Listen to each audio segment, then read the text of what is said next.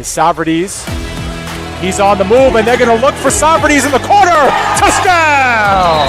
Rowan heading for the touchpad with the lead, and the Profs will take the men's 400-yard freestyle relay. Andrews will be in shotgun. He takes the snap, fakes the handoff. He'll throw it down the left sideline. He's got a wide open receiver. He's got the touchdown. Mowbray moving in. Sends one on goal, and he scores! And it is a power play goal! Back to pass, middle of the field. The catch is made by Britt. She's off to the races at the 40, the 30, the 20, the 10. Britt is in for the score.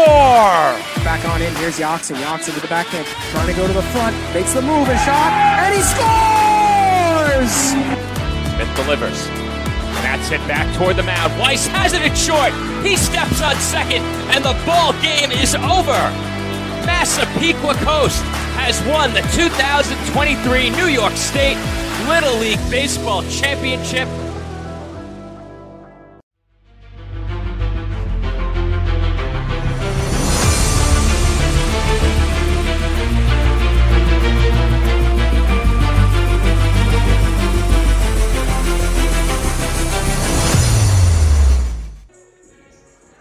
Live from the Warananko Sports Complex in Roselle, New Jersey, PDF Sports Network is proud to welcome you into coverage of the American Arena League 2 and the defending champion Jersey Bearcats. Tonight, the Bearcats take on, for the second time this season, the Wheeling Miners in a rematch of their season opener about a month ago.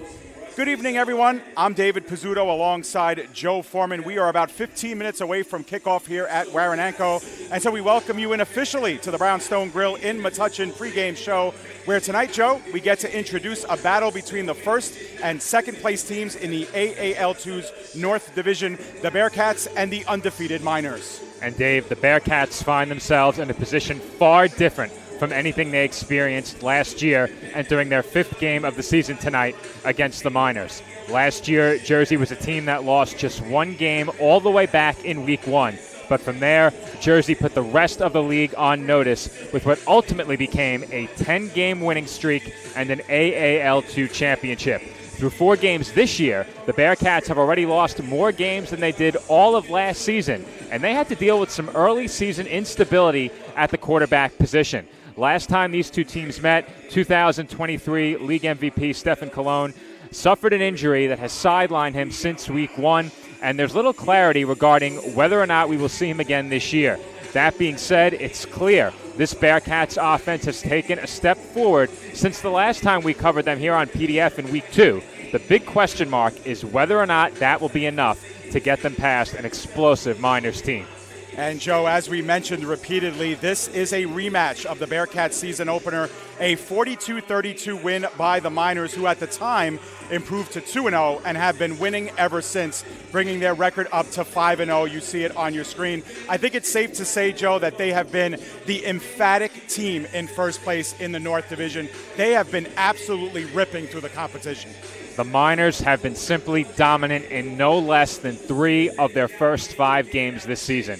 They've won 3 times by 58, 68, and 39, leaving 2 much closer games against the Bearcats and the Maryland Eagles. Still, the Miners beat the Eagles by 20, and as you mentioned, Dave, Wheeling defeated the Bearcats by 10 in Jersey's season opener. I touched on it before, but after a very slow offensive start to their first game without Stephen Colon in week 2, the Jersey offense has been much improved since. However, I think the big storyline entering tonight's game is whether or not the Bearcats' defense can get enough stops to give them a chance in this game. The offense made some mistakes in the first meeting with the Miners, no doubt, but we hadn't seen this Bearcats defense allow anywhere near 40 points since very early last season. Also, don't underestimate the impact of home field advantage and the adjustments that will be necessary because of the much lower roof here at Warananko. These two teams both aired it out during their first meeting, but I'm not sure they'll be able to do that again tonight. I think that definitely benefits a Bearcats team that is without the quarterback who led them to 32 points against Wheeling to start the year. And Joe, if you are a Miners fan, you have to feel good coming into this one after that home opening win last month. And they did it, Joe, like you mentioned, with the Bearcats starter, Stephen Colon, at quarterback. Now, Colon has been out since that game, and as you alluded to, the Bearcats have struggled in stretches without him. That said, that will likely be a focus on the game tonight for both teams. It really is a shame that we won't be treated to a rematch between two dynamic signal callers that both put on a show in the matchup back on April 19th. Both Stephen Colon and Grant Russell had big games, but I think we're going to see some adjustments from both sides coming into this matchup tonight. Obviously, the Bearcats have been forced to adapt without Stephen Colon, and I think the running game was the area that suffered the most in his absence last time we covered this team against the Stampede. Knowing that this was his first game back, the Stampede were able to sell out on the run and force the Bearcats to beat them through the air. That strategy was almost enough to earn them a win after a late pick six gave Steel City the lead, but the Bearcats ultimately held on to win that game. As for Wheeling, something that really stood out to me watching the highlights from the first meeting with Jersey is that Stephen Colon was able to turn great pass protection into big plays. Obviously, the roof here at Waranenko makes it harder to throw downfield, but I think the Miners will come into this game determined to create more pressure on the quarterback and ensure that Khalil Trotman isn't able to sit in a clean pocket and take shots down the field. We will get to hear from the participants themselves when we go down to the field in a few minutes. But, Joe, to wrap up this segment, it's hard to believe that we're in the home stretch of the season, and there's no question this game will play a factor, and every game from here on out is huge for these teams. The Miners may have already secured a spot in the playoffs, but why don't you give us the rundown of how the playoffs will work and how important these next few games are for the Bearcats? Well, the Bearcats have two big divisional wins over Steel City and Maryland, which makes their path to the playoffs a bit easier. However, as you can see, a loss tonight could potentially drop Jersey to third place. With just 2 games to go, a loss tonight introduces a great deal of uncertainty into the final weeks of the regular season and opens the door for the 2 Maryland teams to get back into the chase for the number 2 spot in the North Division. As for Wheeling, nobody is catching them unless they lose out, and the way they're playing, I don't think that's very likely. Obviously, the winner of the first-round playoff matchup in the North will have to get through Wheeling to reach the championship, as the top 3 teams in each division make the playoffs, and, of course, the number 1 team on each side will get a bye. But sometimes a first-round bye and a week off doesn't necessarily benefit a team. Also, if the team that comes out of the first round is the Bearcats, the Eagles, or the Stampede, they will be getting their 3rd look at Wheeling in the postseason. All that being said, Jersey takes a huge step towards locking up a playoff spot with a win tonight. A great intro for what should be a great game here at Waranenko. When we come back to the Brownstone Grill pregame show, we will continue. We'll go down the field. We'll catch up with the Bearcats as they get set for home game number 2 this season. It's the Bearcats taking on the undefeated Wheeling Miners. We continue when we come back right here on the PDF Sports Network.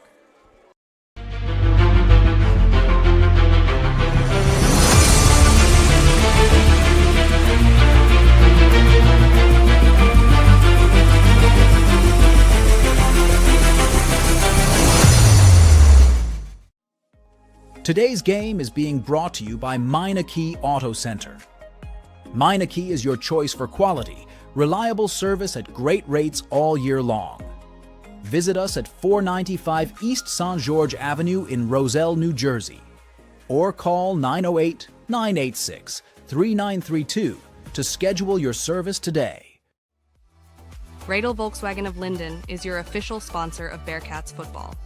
Visit our showroom today for great deals and tell them the Bearcats sent you. Rydell VW of Linden. Visit us today. The Jersey Bearcats are back for another exciting season of AAL2 Arena football. Get on board with us and follow us all year long. For information on our donations, sponsorships, and game day and ticket information, please contact us at jerseybearcatsarenafootball@gmail.com. Bearcats fans, stay tuned just prior to kickoff as the Jersey Bearcats' own Shea Davis will sing tonight's national anthem.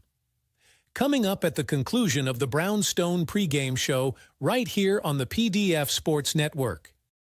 Burgers are better at the Brownstone in Metuchen. My weekend starts with the Brownstone burger, topped with cheddar, barbecue sauce, and a fried egg. Give me the Hawaiian burger. I love the Canadian bacon and sweet pineapple.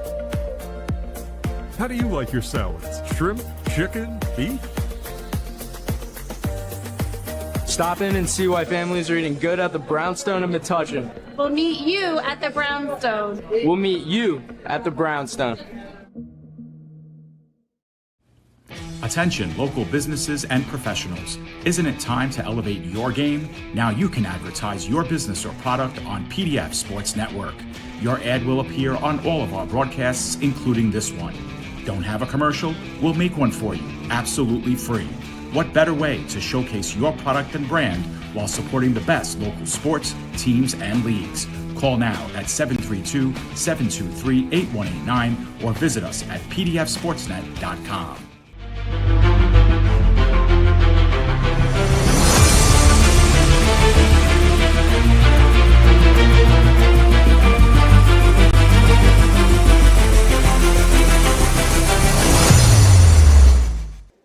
And welcome back to the Jersey Bearcats pregame show presented by the Brownstone Bar and Grill in Metuchen. My name is Joe Foreman, and joining a pair of Bearcats on the field will be my colleague and broadcast partner, David Pizzuto. His first guest for a pregame interview is Bearcats head coach, A.J. Roque.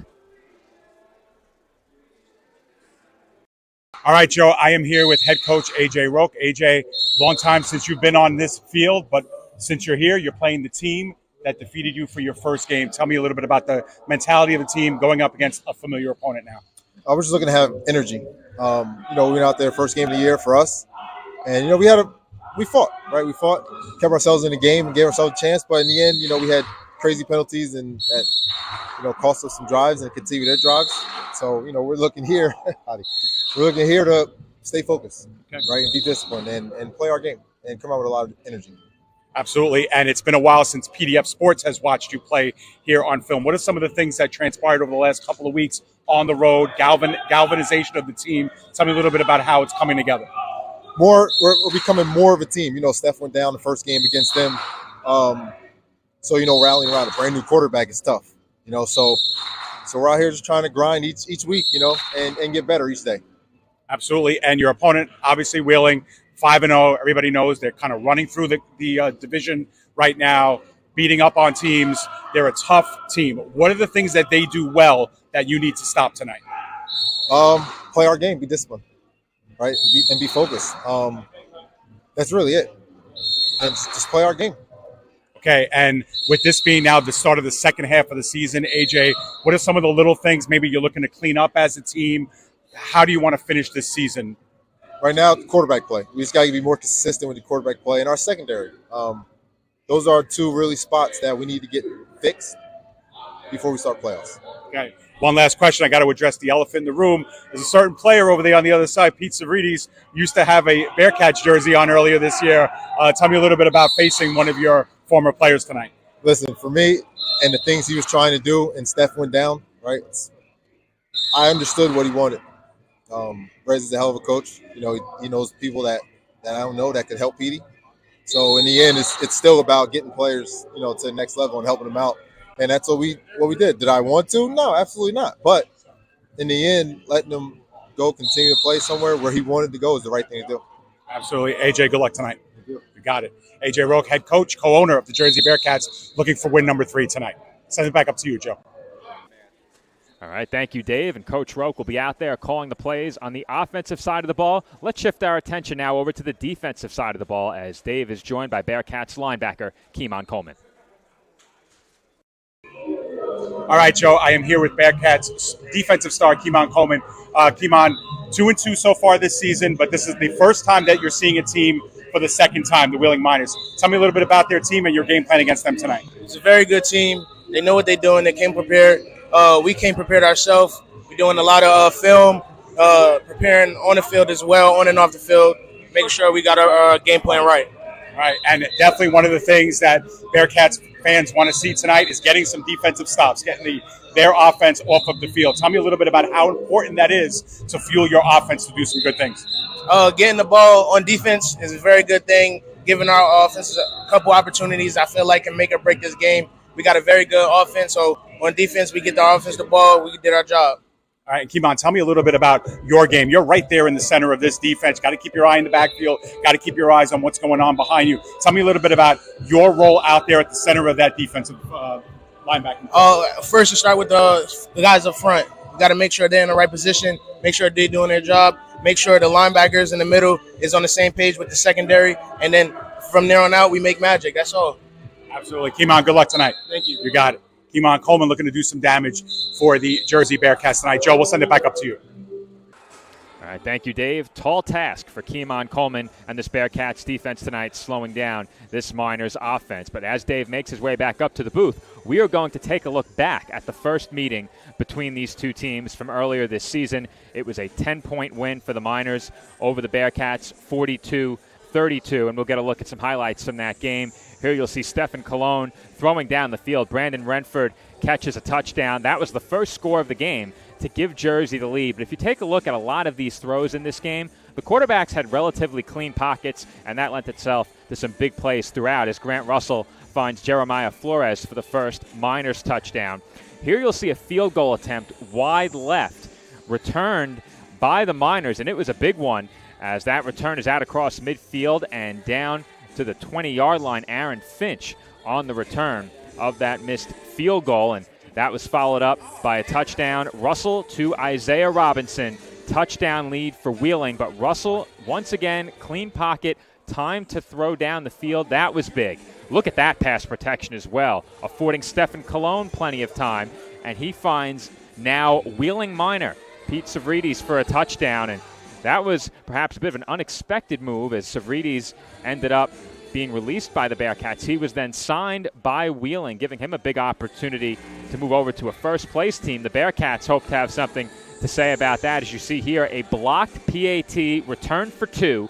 Wheeling goes in front by 3 now, and then they score a touchdown and take the lead by 10, 23-13. But once again, Colon to Savridis, another long passing play, and that's a play that simply is not possible here at Waranenko. The low roof won't allow for throws like that, but the pass protection throughout this game was so big. Here you'll see a near fumble by Colon on the goal line. That was ruled, I believe, a fumble out of bounds at the 1-yard line. So that gave the Bearcats a chance, and they would score a touchdown. Nasir Adams would take it in, but once again, it is Russell to Flores, a big score for Wheeling. The Bearcats, however, would respond. That was one of only a few throws down the field where Colon had pressure in his face, and he finds Brandon Renford for another touchdown. That was a big score at the time, but this was the game-clinching score as Russell took it in for 6. That would put this game out of reach with about 90 seconds to go as Wheeling goes on to beat Jersey by a final score of 42-32. Keep an eye on the ceiling tonight. Keep an eye on the pass protection. You know that's going to be key. With Khalil Trotman under center this evening, the Bearcats will need to protect their signal caller and perhaps use the dimensions of their home facility to their advantage. So Dave will rejoin me after this. Once again, my name is Joe Foreman, and this is the PDF Sports Network Jersey Bearcats pregame show presented by the Brownstone in Metuchen. When we come back, kickoff between the Jersey Bearcats and Wheeling Miners here on the PDF Sports Network.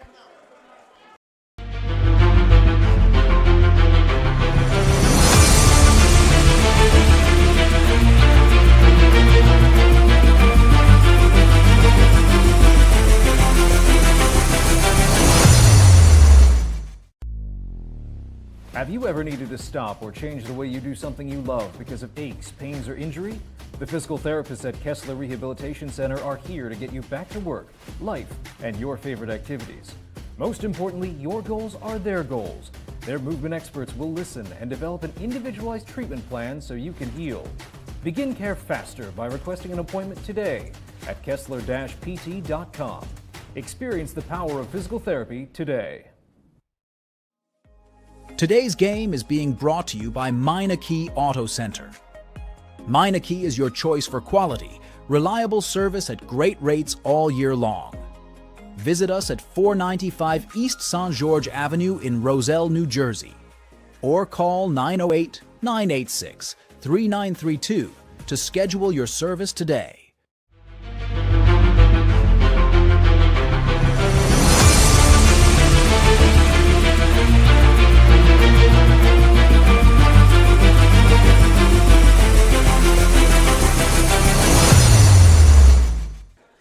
Welcome back to the Waranenko Sports Complex in Roselle, New Jersey. We are just moments away from opening kickoff and opening ceremonies here. We'll have our national anthem. We'll have our dance team accompany our starting lineups, and that's exactly what they are doing now. So in just a few moments, we'll get you field level, and as our starters will be introduced, and of course then we will have the singing of our national anthem by Bearcats' own Shay Davis. Right now, the Miners are being introduced or welcomed onto the team. Miners in their deep blue, almost purple tops, black pants.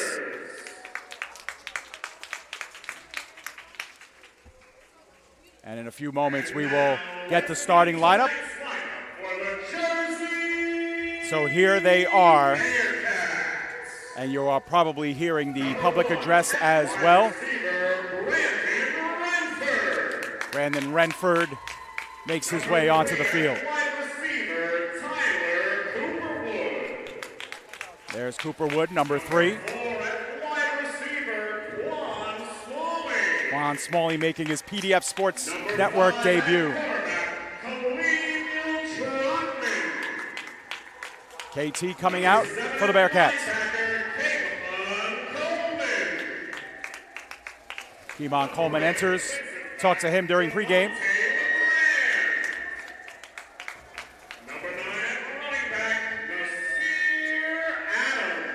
Nas Adams, big running back for the Bearcats. Sadiq Nathaniel will wear number 10. Number 11 at quarterback, Chris Andrews. Chris Andrews, backup quarterback. Wide receiver, Kyle Ward.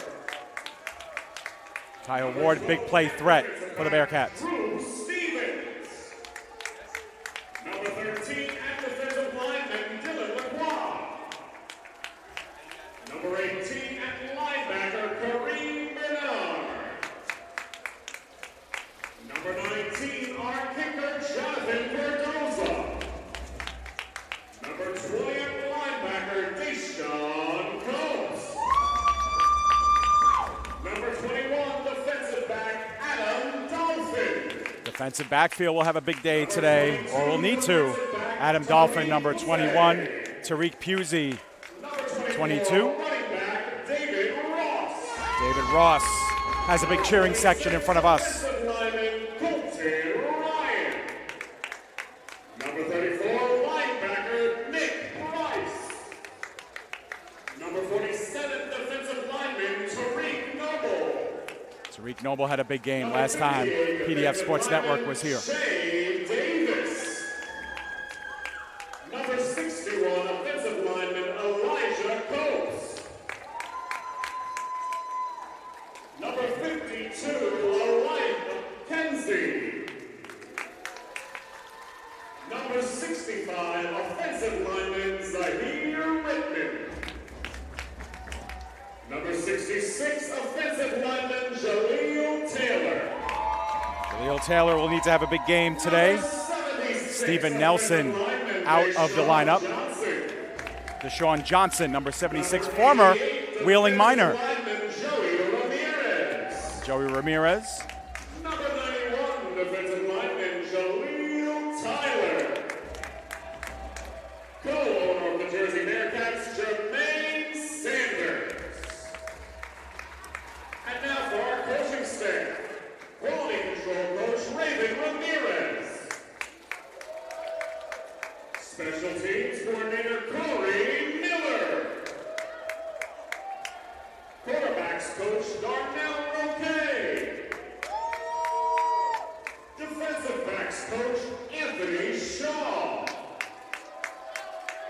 Offensive and defensive lineman coach David Pinto. Defensive coordinator John Valentine. And your owner, general manager, and head coach of the Bearcats, AJ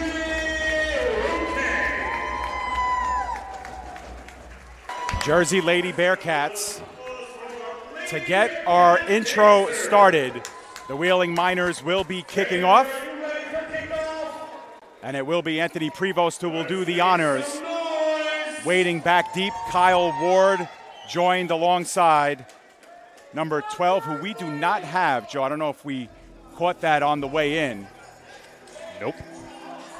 That being said, last time these two teams met, Dave, Jersey struck first.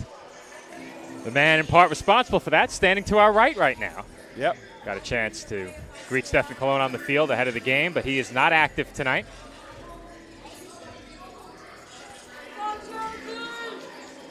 Going to try and figure out who the return man is.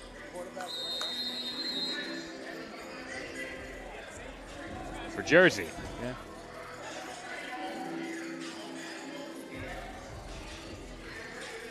And we are underway. Squibbed to the near side boards, and it is taken at about the 7-yard line. Working it up just shy of the 20, and the Bearcats will take over from there, 1st and 10. Now, Dave, Stephen Colon's giving us some help with the roster. It's our third guy in the booth. We'll have the return man. Wrong team, Dave. Anyway, I got a chance to see that championship ring from last year on his ring finger. And Dave, Zonia Championship Rings is our sponsor of the first quarter. That's right. So That's right. Very quickly, we'll let you know that as we get set for opening kickoff, we remind you today's first quarter, once again brought to you by Zonia Championship Rings, the official championship ring providers of the Jersey Bearcats and the AAL2. The Bearcats got theirs. Who will get them in 2024? No matter who wins the AAL2 in 24, Zonia will provide excellent designs and the luxury that comes with being a champion. Zonia Championship Rings, official sponsor of the Jersey Bearcats. Thank you, Joe, and thank you, Zolnier. Elijah McKenzie in the middle of things on the offensive line. And Trotman's going to go back to pass. Looks on the interior screen to Ward. Ward gets shoveled ahead for a gain of about 6 yards on the play. It'll be 2nd and about 4 coming up. Well, I said it during the pregame, Dave. These two teams really aired it out when they met earlier this season. Might not be as easy to do that once again here tonight, but that's a good way to get started if you're Jersey. An easy completion for Khalil Trotman. A positive play to get things underway. A gain of, it appears, about 5. Out just shy of midfield. It will be 2nd down. Yeah, chain gang is in front of us and obscured by the benches, so that's going to be a tough one for us to follow. Either way, it is Trotman barking out the signals, and the give is underneath to Ross. Ross shifts over, left to right side, going down the sidelines, and might be just shy, or did he gain it? Touchdown, Bearcats! What a start for Jersey, Dave. I mentioned it as well during the pregame. The area that really suffered for Jersey in Stephen Colon's absence against the Stampede, his first game away, was the running game. No such issues to start this game, Dave, as David Ross got some help from his quarterback leading the way, and he took it all the way to the end zone for 6. Touchdown, Bearcats, and they have an early lead.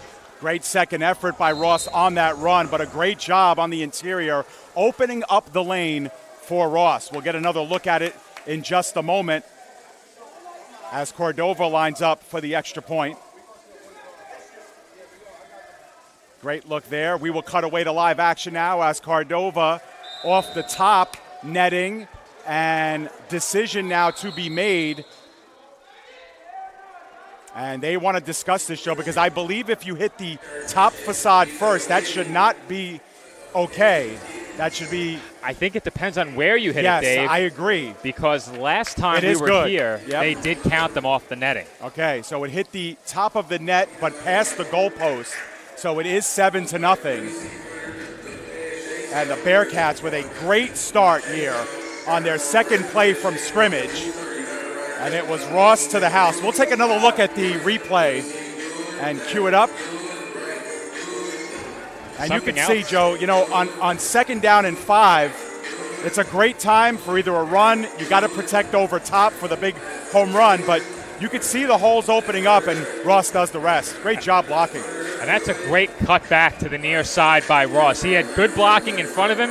He had great blocking to the outside. Trotman was leading the way. He was able to outrun the linebacking core of Wheeling, and 6 points on the board early for Jersey. The extra point makes it 7. And we'll see if the Miners can do what they did in the first meeting and answer right back. So, yeah, it looked like the Bearcats were about to kick in the wrong direction as they are going from left to right here in quarter number 1. So, Joe, the Bearcats scored on their first play from scrimmage back in West Virginia when these two teams hooked up, but didn't take much time for Wheeling to come right back and knot the game up. They did it via the air. We'll see what their response is tonight. Well, as I said during the pregame, Dave, something I noticed during that game between Wheeling and Jersey, most of the big plays, unsurprisingly, came as the product of some great pass protection. When the protection wasn't necessarily there, the two quarterbacks were able to step up through the pocket and make plays on the move or with their legs. That's something to look out for tonight, especially with the option to throw downfield, not necessarily as prevalent here in Warananko as it was over in the game played in West Virginia. Something else I highlighted during the pregame as well, Dave, is how important it was going to be for the Jersey defense to come up with some stops. And in that game against Wheeling, we saw more points scored against Jersey than we had ever seen scored against this Bearcats defense. Not something we're accustomed to seeing. That being said, coming into the second meeting with the Miners, you already have a look at this Wheeling offense. You know a bit more of what to expect, and you have the added benefit of home field advantage. So a skipping ball by Cordova will go. Looked like it might have gone into the bench, and it did. So they will whistle things down and add a play before Finch could get a head of steam up the field. And something we saw a lot in the game between Steel City and Jersey earlier this year was great starting field position for both offenses on more than one occasion. A lot of kickoffs were returned out to midfield, out across midfield in that game, and it's important to get started defensively with Wheeling possessing the ball down around their own 10. I think that's a big boost for this Bearcats defense, and we'll see if they can make something of that and get an early possession with the lead. Yeah, they got a couple of really good returns back in week 2, and of course, one of the highlighted items for Coach Roque and the rest of the team as they will start, Wheeling will, at their own 13-yard line. Grant Russell, familiar signal caller for the Miners, and he will look. Good protection down the heart of the field and almost intercepted. Probably should have been by Nathaniel. Welcome back, Sadiq. And that would have been quite the welcome back, and he was nearly given a gift there. In fact, he was. He just couldn't corral it, and you saw his hips turn in the direction of the receiver. The ball was behind him. He had to contort his body back in the other direction, and that's one that Sadiq normally brings in. It's his first in-game action of the year since returning to the Bearcats, and what a way to re-enter the lineup. Yeah, he was activated a couple weeks ago to practice, but has cleared injury and is back. Russell, this time the other way. Back near the sideline, spin move, and tossed out at about the 16-yard line was Isaiah Robinson. It will be third and relatively long. Gain of 4 on the play, 3rd and 6. Well, Robinson's name is one that we mentioned during that highlight package that we took a look at earlier. He was the recipient of one of several touchdown passes in that game from Grant Russell, and we know that this Miners team can air it out. The Bearcats defense, as I mentioned, gave up 42 the first time, but having the benefit of that game under their belt, having seen this team now playing on their home field, it has to help them, and they're off to a nice start. 3rd and long coming up. First big play defensively for the Bearcats. 3rd down and 6. Russell looks left in towards the sideline. That will be enough for a first down. Finch gets the first, but Pusey made him feel it. He sure did. That was a big hit along the glass, and he certainly paid for that first down, but you saw the route concept along the near side. A crossing route over the middle, pulled the defenders away just enough, and that route heading over to the sideline toward the flat, giving the Miners enough for a first down. Ball at midfield, and it will be 1st and 10 for the Miners. They pick up their first down of the evening. Was a problem for the Bearcats the first time these two teams played was stopping Wheeling on 3rd and 4th down. Russell under center. The quick pitch to the right side, nothing doing as Westbrook was held up. First one onto the scene was Coleman, and he had some help. And Westbrook did a good job just to avoid a loss on that play. It looked like that one might get stopped behind the line of scrimmage. Westbrook kept the legs churning and was able to power out to about the 23 of the Bearcats. And 2nd and 8 coming up. That will bring up a 2nd down and 8, as you mentioned, Dave. We didn't see many running plays in that first meeting, and both teams have put it on the ground once early in this game. Russell back to working out of the shotgun. This time it will be Finch in motion. Left side. Russell was looking there first, now finds some heat. That one hits the top of the netting. It'll be whistled from there.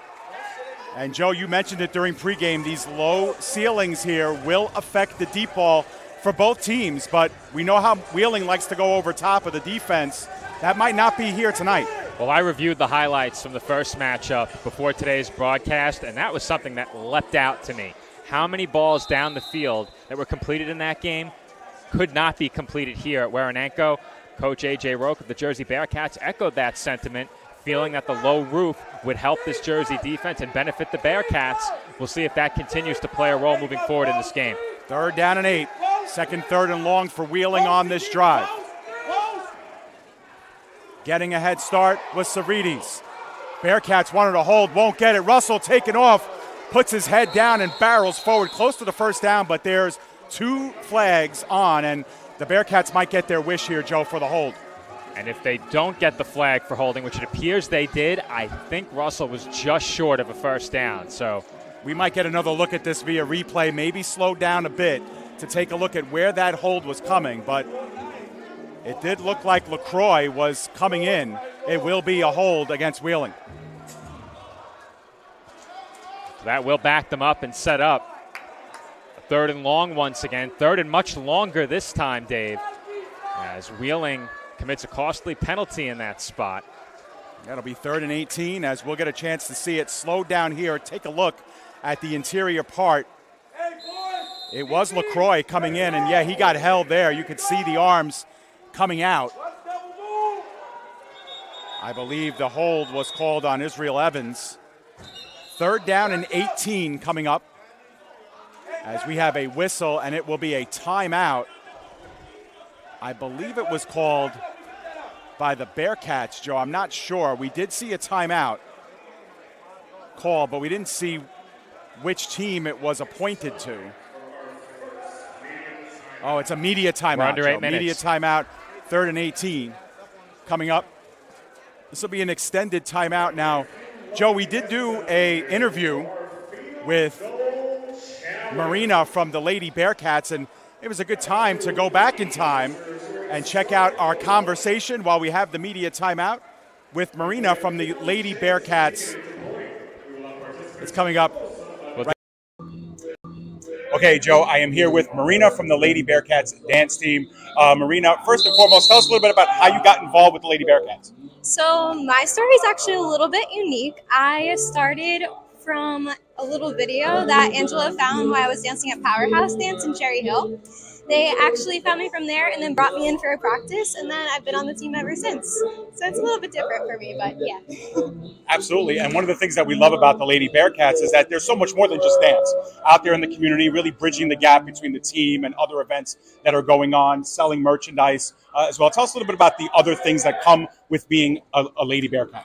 Yes, so we love being involved in the community. We actually just did an event for Rawway Food for Friends where we were able to help create little grocery bags and give them out and distribute them to people who are in need.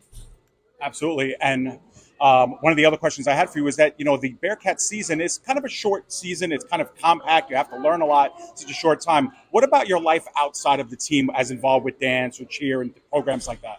Outside of dance, I'm actually a dance instructor. So on top of this, I do teach kids of all ages and all levels at my local studio called Stars Dance Studio in Brick, New Jersey. So after that, I'll be teaching. Final question, Marina. If people are interested in joining up with the Lady Bearcats, whether it's being on the Bearcats team itself or organizing with them, you know, doing public outreach programs, how do they do so? I would say just look out for auditions come a little bit after the winter time. That's pretty much when we were auditioning. And then just do as much prep as you can, a lot of resources, and like use everything that you got and take a bunch of classes. But overall, it's an incredible experience, and I'm very grateful for it. Well, thanks for taking the time to talk to us, Marina. Good luck out there. Thank you so much. You got it. Thank you. All right, Joe, that was Marina from the Lady Bearcats dance team. We'll throw it back up to you.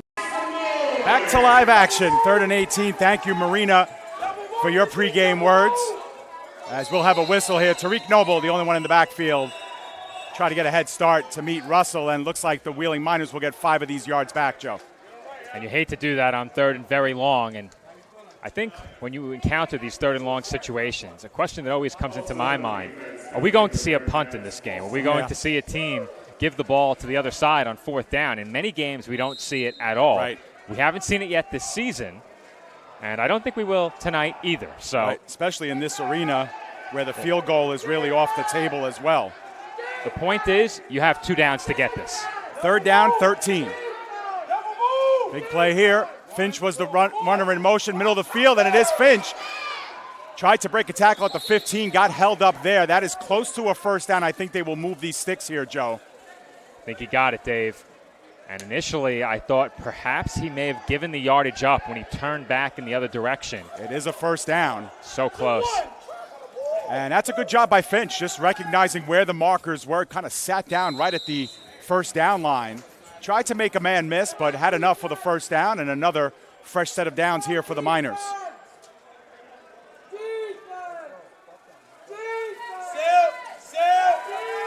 Once again under center is Russell. He will give it, this time left side. As that ball came out, Joe, a little bit late though. Zellum was the ball carrier. We will see him as an eligible sometimes on the line. A tight end also coming out of the backfield. There's no gain there, 2nd and 10. And that's a very interesting play call, Dave, because based on the look of that play, I thought perhaps that may have been an option play with Russell having the ability to keep that football. And with all those bodies collapsing in toward the center of the line of scrimmage, the quarterback sneaks out of that pile. It could be trouble, especially for the defensive backs moving toward the near sideline in the direction of the wideouts. 2nd down, a long 9, a short 10, as maybe a half a yard by Zellum. He's still in the backfield with Russell under center, but Russell's throwing all the way. Middle of the field, catch is made near the goal line. Do the arms come up? Yes, they do. Wheeling's on the board. Touchdown by Thompson Cobb. How about the arm strength and accuracy from Russell on that pass? He got the ball out very quickly, found his man over the middle, and that was an easy pitch and catch for a Wheeling touchdown against man-to-man coverage. And I think that's very important on a play like that, down around the end zone. When you have that man-to-man look, you need to capitalize on it, and we will see it again right here. Quick post, and how about that? That barely cleared the arms of Deshaun Copes down near the line of scrimmage. Job well done by the Wheeling offense. And if Russell's going to make throws like that all night, it's going to be a very tough evening for the Jersey defense. Passes like that, impossible to defend. Yeah, that was only a 1 or 2 step drop coming out from under center. Really nothing you could do there. Immediate throw by Russell right on the button. So the point after for the tie. Snap is good, spot is down, kick is blocked, and it's picked up. And Prevost can't get anywhere with it. Did well to pick it up, but unsuccessful. Point after, the Bearcats retain the lead. And Dave, you can't overlook special teams. You know Coach K is happy about that one as the special teams unit comes up with a block on the extra point attempt. And every extra point, especially in a game where both teams have a kicker, very consequential, and the Bearcats gain an early advantage, keeping the Miners off the board and holding them at 6. I don't know if we'll see a replay of that, Joe, but if we do, we'll see coming in. Replay inactive for that one, but we'll get those replays going at a more steady pace. But something to note on that, Joe, was that coming out from the field was Brandon Thorpe, the offensive lineman. He was holding his right arm. He was injured. Play stopped, and he tried to get back onto the field to take the offensive line, and the referee had told him he had to report back. So he was not in on the offensive line there. That could have been the reason why there was the breakdown and the block coming in. That's a really good catch, Dave. We did see him coming off the field following the touchdown pass. And 1 point could be make or break in a game like this. 2 very talented teams atop the North Division standings. And it would be tough for the Bearcats to close the gap on Wheeling. However, that possibility, I believe mathematically, would still be there if Jersey is able to come away with a win tonight. I do believe you're right. We are at 4:01 remaining. Now, we do not have a running clock here, but we will check in from time to time with the clock in the arena. And there is an end-over-end kick, a good one, in and out of the hands of the Bearcats. They got to get out of the end zone. They do, but are held up at the 3-yard line. Great open field tackle that time by Tyree Williams. And that was a great kick, Dave. And we have not seen an Uno in any game that we've covered for the American Arena League 2. That's about as close as it gets. Bobbled in the end zone, returned out to just the 3. And you'll see in a few moments on the replay how close it was. Fortunately for Jersey, it wasn't too close, but a great kick at least made us think about it. Yep, and the end-over-end part about it without hitting the top. That's a great job by Prevost. And you could see the Miners there to engulf the return attempt. And with the clock winding here, under 3:15 in the first quarter, it will be Trotman to take over. Adams to his left. There's the pass. It's picked off. And reading it beautifully and getting into the end zone, no problem. Javon Johnson puts the Miners in front. And it looks like Wheeling had that one scouted, Dave. Johnson was all over it from the time the ball was snapped, backed up against their own end zone. Jersey looking to get the ball out quickly, throwing a short stick over the middle, and Johnson was just there and ready as he jumped that route and took it in for an easy touchdown. We've seen this before, Dave. Going back to the game against Steel City, it was a late pick six on a very similar route combination that resulted in a Stampede touchdown and put them ahead late in that game. Early in this game, the Miners defense comes up with the big turnover and the points that result from it. It is now 12-7 Wheeling. It looks like they are going to go for two to try and go up 7. Try to go up the even 7, right. So after this play is over, we'll take another look at that interception, and this time we'll identify Johnson on the play. He just read it beautifully, and just like you said, Joe, well scouted. He knew exactly what was coming, and Trotman hit him in stride. There is the give on the handoff and cutting in. Now there is a flag down. The 2-point conversion was successful by Thompson Cobb. However, we have a hold coming against the Miners. Well, that will make it a much more difficult 2-point try coming up in just a few moments. That being said, with the arm strength and accuracy that Russell demonstrated on the touchdown pass, there is certainly a lot of options for Wheeling in this spot. Now, something we saw down around this area of the field in the first meeting was a play that went toward the sideline. Russell got moving to his right, was able to hit a very short out, and the route combination alongside that out route diverted the Bearcats defense toward the left side. That pass that was completed down around this area of the field was toward the right sideline. Keep an eye on that area of the field in this spot here. Now, Joe, they did say that Thompson Cobb did not get the 2-point conversion, so the Bearcats are trying to decline this penalty. But I thought Thompson Cobb was in for sure, at least on a second attempt. He put his shoulder down, and he really wasn't taken down until he crossed the goal line. Now, the signal, I guess, was never made. But here's an interesting turn of events.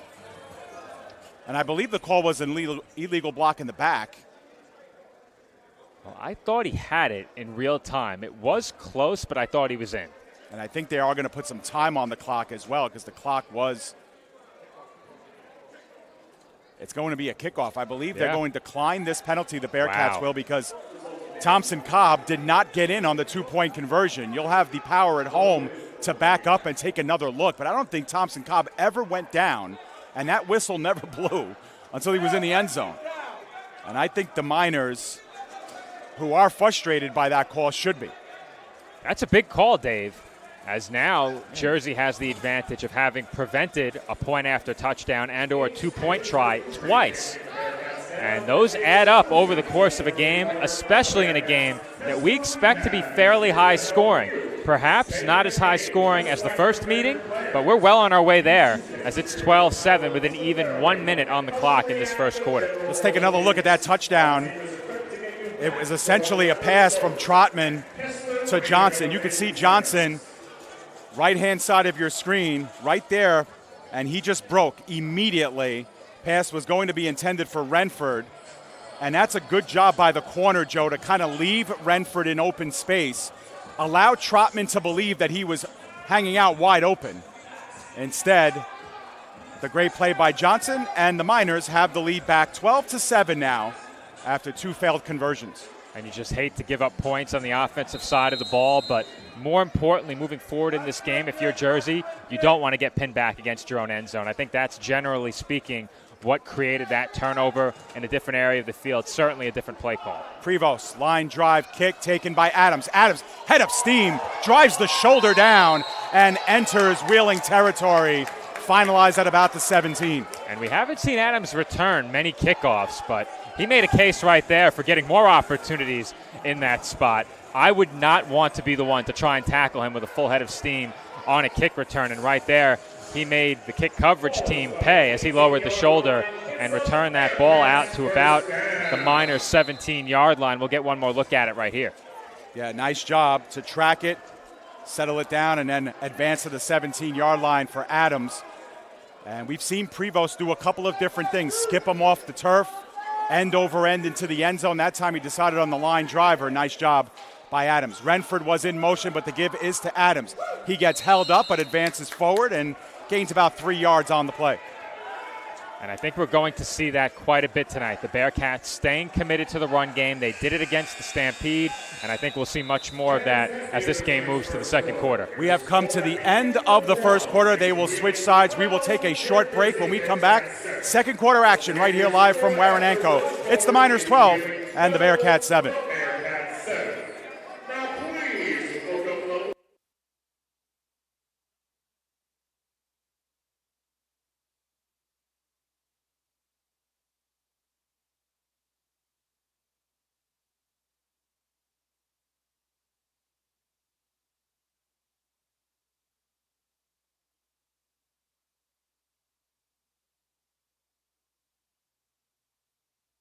Another look at our Lady Bearcats as they take the field here to introduce quarter number 2.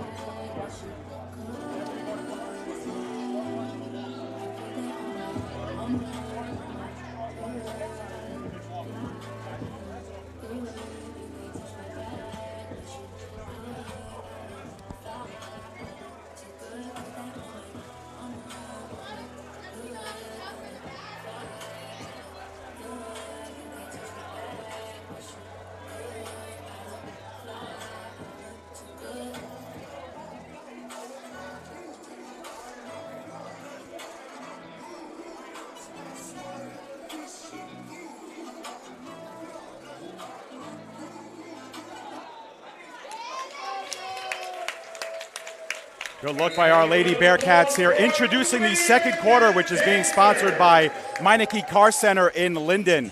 From exclusive repair to preventative maintenance, Meineke of Linden is your pit stop on the road to success. Our qualified team brings you the best service and reliability at the right price. See our friends now at Meineke of Linden, official sponsors of the Jersey Bearcats. See the score on your screen, 12-7 here through the first 15. Joe, initial thoughts on quarter number 1? Well, I think if you're Jersey, you're happy with that quarter outside of one play. They had the Miners offense staggering up the field. A couple of third and longs, couldn't escape that drive with a stop. Quan Smalley in motion, but the pitch out is going to be to Adams. Adams gets taken down by Zellum and his outstretched arms. Got about a yard on the play, so it'll be 3rd down and 6 coming up. And to complete my point, you have to be happy that it was the running game that got you on the board. To show that to the Miners early and demonstrate the ability to run the ball, certainly big for this Bearcats team. That being said, following the pick 6, just feels like they need to get back on the board here and retake the lead. Yeah, I would agree with that. Obviously, 4-down territory down here from in close. And, you know, that interception has the capability to shake up quarterbacks. And we'll see how confident Trotman is to unleash here on a 3rd down and 6. Renford in motion. Trotman with a good pocket to the pass to Renford. Gets held up near the goal line. He's in for the touchdown. And that is a great pass by Trotman on the crossing route. He was running out of space to fit that into the front corner of the end zone, but he put the ball right on target into the numbers of Brandon Renford. And Renford played a huge role in the first meeting between these two teams. And along with Trotman, he has given the Bearcats the lead back as they go in front 13-12.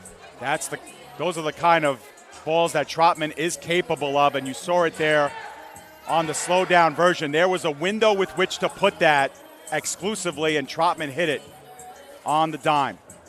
Speaking of arm strength and accuracy, Trotman demonstrating both on that throw. All important extra points here to give the Bearcats a 2-point edge.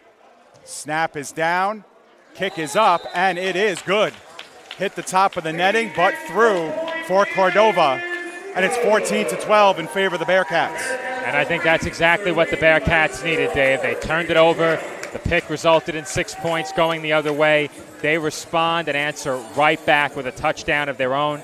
And now, with another score, they go in front potentially 2 possessions with the extra point, and that is big. The first team that is forced to play from 2 possessions down may be the team that has to get away from the game plan coming into this game first. And if you can get your opponent diverting away from their game plan because they have to try and put points on the board quickly, that goes a long way toward generating stops and coming away with a win.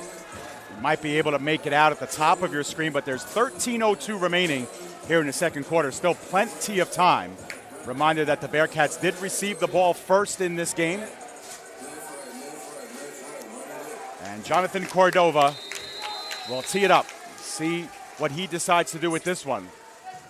It'll be a skipper on the carpet, ends up at the 15-yard line, and taken there by Robinson. Robinson was able to turn the corner into Bearcats territory. Scrambling for the ball. Ross says he came up with it, but that whistle blew. And the Miners will have possession inside of Bearcats territory here to start. Well, it's fortunate that the whistle was blown, Dave, because forward progress had been stopped. That was a good whistle. That being said, the ball came out before Robinson hit the boards or was down. So had the whistle not blown, that play may have been an interesting one. But that being said, we've talked about good blocking in the running game. How about the blocking set up on special teams there by the Miners? That was a very well-blocked kick return, and it affords them good starting field position out across midfield at the Bearcats' 22-yard line. And good area of the field, too, to work the short passing game that we know Grant Russell can connect on. Savridis was the one in motion, but the drop down low into the zone gains about 5 yards on the play. As once again, Isaiah Robinson on the catch. He's been sitting down in that short zone, that shallow zone, Joe, and it's been working so far. And Grant Russell's taking it. And that's a route concept we've seen more than once in this game already. One route to the outside and then a slant across the middle to the inside, and that's something the Bearcats will have to contend with throughout this game. Now, if you're too aggressive jumping one of those routes, the post behind you could be open. So a lot to think about for this Jersey defense. In case you missed it in the pregame, Pete Savridis wearing the opposite colored jersey. He's wide left. This will be a pitch out now on the left side, taken down, but a first down for Charles Westbrook, as he is just outside the 10. I believe this will be a 1st and 10 rather than a 1st and goal. Ball at the 11. And if you see your former teammate into block as a wideout on a running play and you're a defender, that is certainly not a battle that you want to lose. So you know these defenders are going to give it everything they have in run support on the outside when they see Savridis lined up across from them. You'd also hate to give up a touchdown to your former teammate. That's bragging rights. So we'll see if anything comes of that in this game. This time they go 2 wide receivers on the right side, and joining them in motion would be Thompson Cobb. Russell looks in that direction, weaving in and out of traffic. Middle of the field, putting their head down and scoring the touchdown is Thompson Cobb. All right, Dave, I want to run that replay back and show you what Wheeling did on that play. Yep. We've seen that route concept. 1 receiver to the outside, 1 receiver to the inside. Watch the receiver who breaks outside. He makes a cutback over the middle. You'll see it down here at the bottom of the screen. It goes against what we've seen so far in this game, but you'll see the route. The receiver initially breaks toward the sideline and then comes back over the middle for the touchdown right here. Yep. It's a great job by Thompson Cobb. And again, left in open space, has to elevate to make the catch. And 3 Bearcats are there, but not before 10 yards plus. And the lead back home for the Wheeling Miners. So we saw Jersey adjust on that play. They had a man on the in-breaking receiver, a man on the out-breaking receiver. They had a 3rd man fill that vacant area. They are going for 2 again. Russell out of the shotgun. Thompson Cobb in motion. The fake to him, and Russell has plenty of room. Got decked into the boards. Is there a call? It is. successful. 2-point conversion. We will have a chance Dave. to see it in slow motion. We will have the call as well here. No, now they're going back, Joe, and saying no. Now they're saying no. He wasn't close, Dave. That would have been a terrible call. Well, we will get another look at it here. Slow down. They got it right. Yep. And we'll see. Ja Valentine was incensed. Yeah, so Russell, nice play fake there. Yeah, we lost it. We lost it. But we got it back just there. Yeah, but that left knee crashed into the boards. But a nice job that time by Deshaun Copes to meet Russell. Good play fake. Faked Sal out on our camera. But Sal was able to get it back and just catches the last end. You could see it, that leg right there. And it's before the extension. And a nice job there. And for the third consecutive time, the Bearcats have held.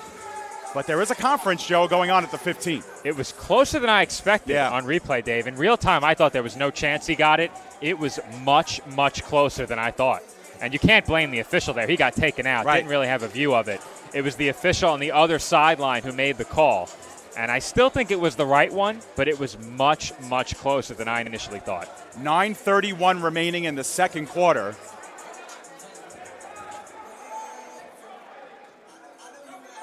Wheeling coaching staff can't believe it, but the Bearcats win that argument. Actually, Joe, the scoreboard, now they changed the scoreboard. So the arena scoreboard had 20 for a few moments, and I'm thinking maybe we missed something, but indeed it's back down to 18. So 18-14 is our score.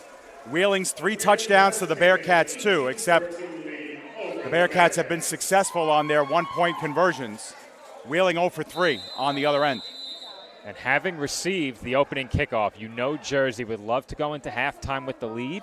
Still way too much time to start playing possession by possession. That being said, it's something to keep in mind. Prevost, short kick. It's taken on the fly. Nice job by Shea Davis to not only corral it, but he knew he was going to get decked as soon as he did. And decked he was, Dave, but if he bobbles at all, if he does not catch that cleanly, it's probably going to be Miners football because the Bearcats in front of him didn't have their eyes on the ball, really. They were set to block. And he had at least one man looking at the ball in front of him. That was Kareem Bernard. So a good job by Bernard to track the ball with his eyes and make sure Davis corralled it. He paid for that as well because he got thrown right into Davis from behind. Either way, it is Bearcats football and more great starting field position. That's something that I highlighted early in the game. To start drives in plus territory, specifically inside the 20, really gives a boost to your offense and helps you save some plays for later. Right around the area where they scored previously. Ross dips in and out of blocking. He extends to the 1-yard line. Now, there was a flag that came down, Joe. The Bearcats are saying free play. They thought the Wheeling Miners were offsides. And we'll see what the call is here. But nice job by Ross to weave in and out of traffic. Well, I'm not sure about it, Dave. The flag is deep in the offensive backfield. Now, I saw a signal for what looked like a false start. I don't think that was the call because the play would have been blown dead.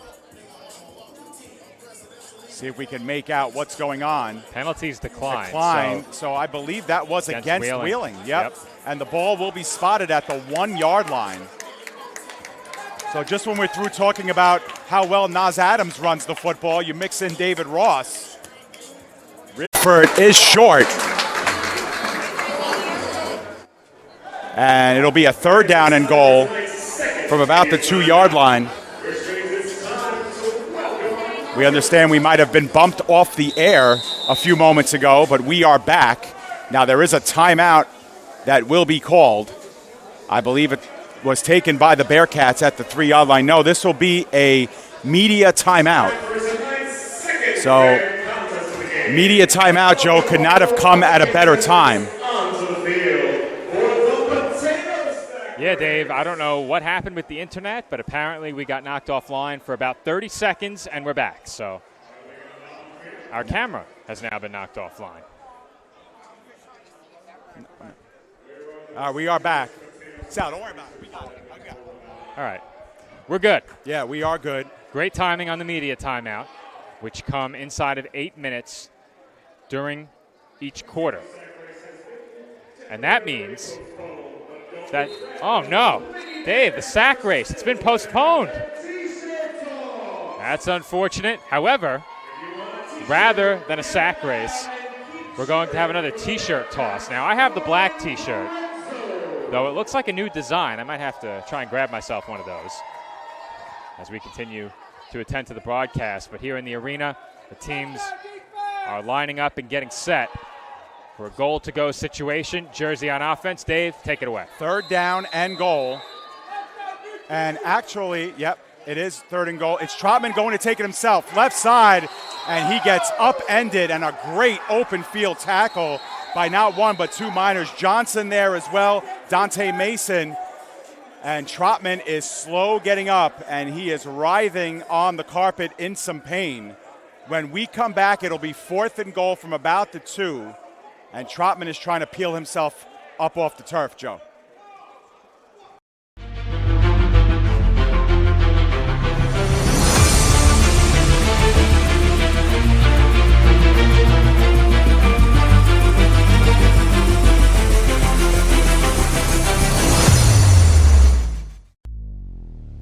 Have you ever needed to stop or change the way you do something you love because of aches, pains, or injury? The physical therapists at Kessler Rehabilitation Center are here to get you back to work, life, and your favorite activities. Most importantly, your goals are their goals. Their movement experts will listen and develop an individualized treatment plan so you can heal. Begin care faster by requesting an appointment today at Kessler-PT.com. Experience the power of physical therapy today. Today's game is being brought to you by Meineke Auto Center. Meineke is your choice for quality, reliable service at great rates all year long. Visit us at 495 East St. George Avenue in Roselle, New Jersey, or call 908-986-3932 to schedule your service today.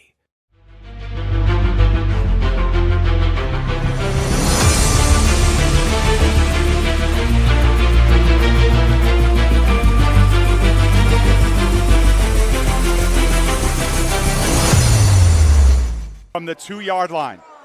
And our new quarterback is Chris Andrews. 5:55 and counting. Ross will now move over from right to left. And it looks like we will have a timeout called by the Bearcats, Joe.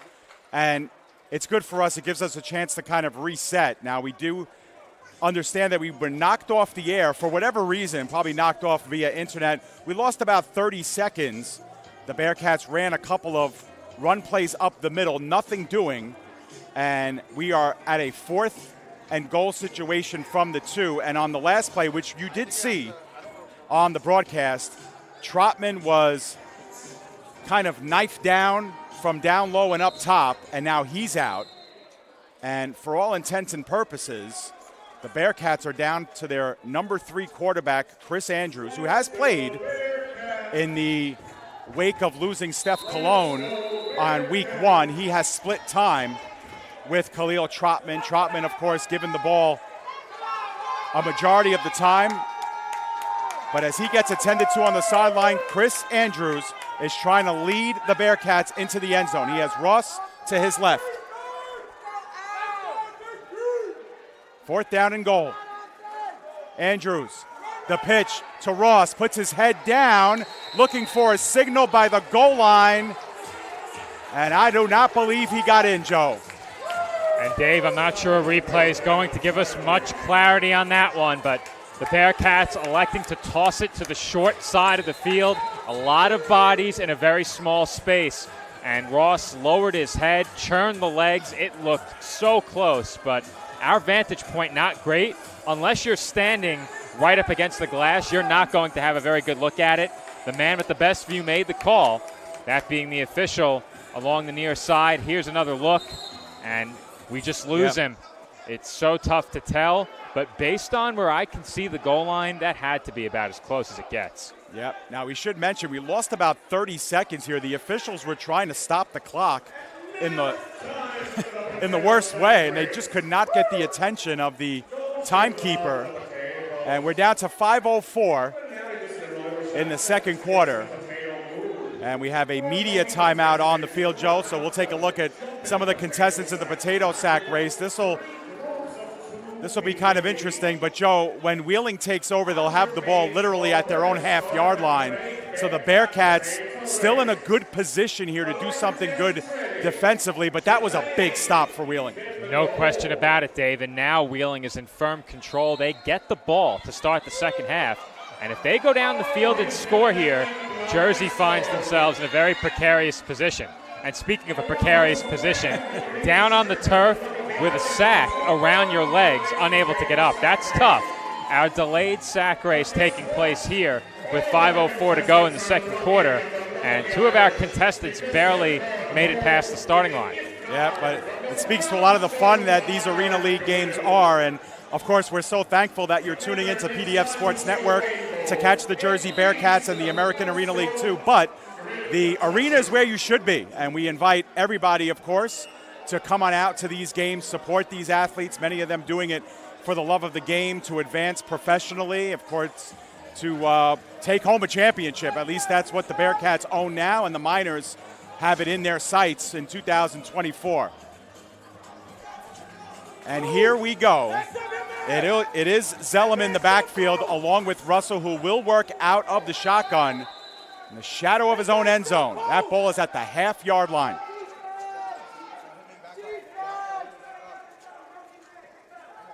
Russell just going to give it underneath for maybe a gain of a yard for Zellum.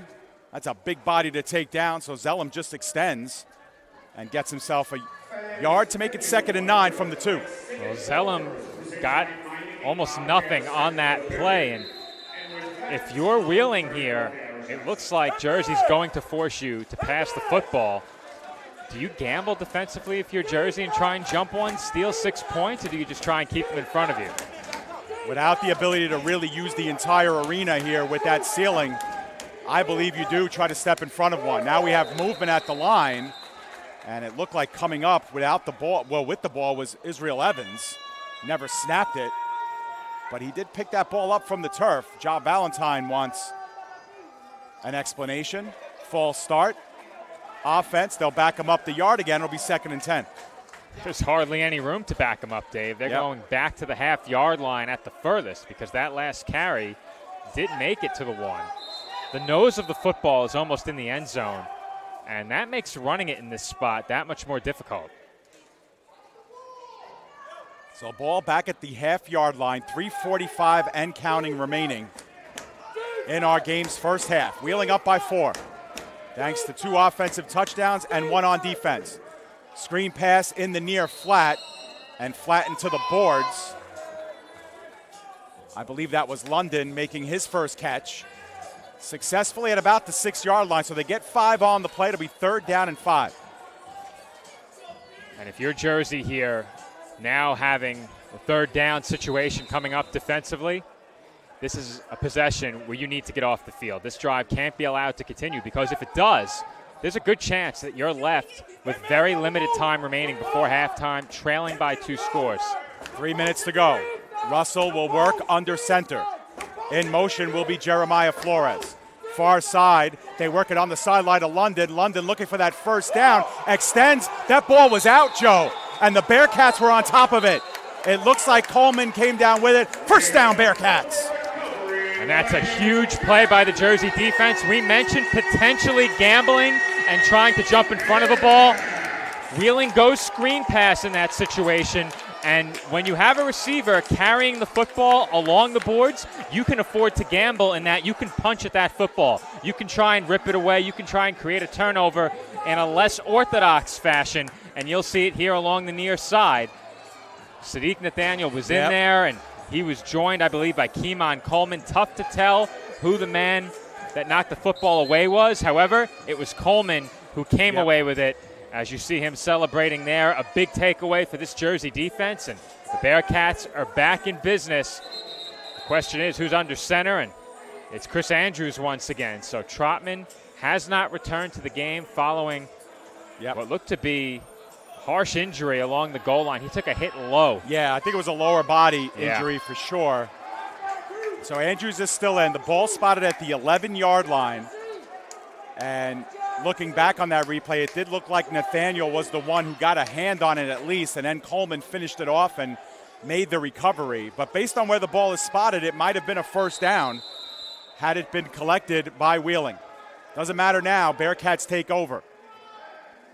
They can get a first down without scoring. Pass in the flat, and it was broken up by Copes, who very nearly took it the other way. That was a nice shot. I'm sorry, that was Mason the other way, but great job as now getting up very slowly was Quan Smalley now as the Bearcats continue to get hammered via the injury.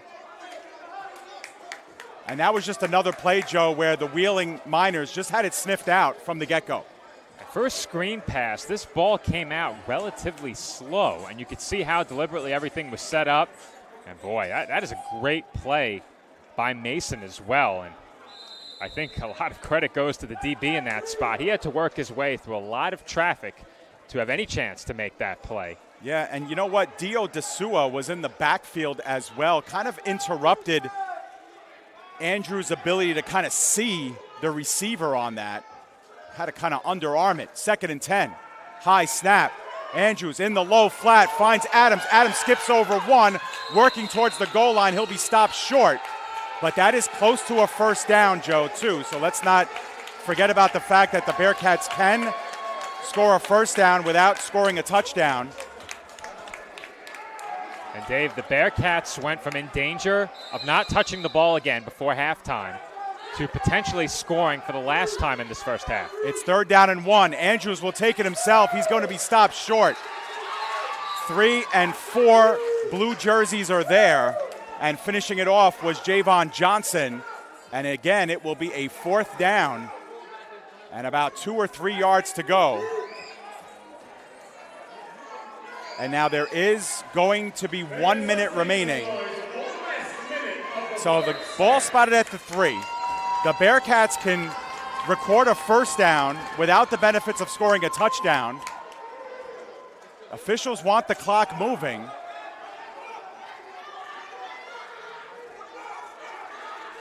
And it is moving indeed. We are under a minute to go. Now, did they move forward on that play, Dave? They did not. They lost the yard.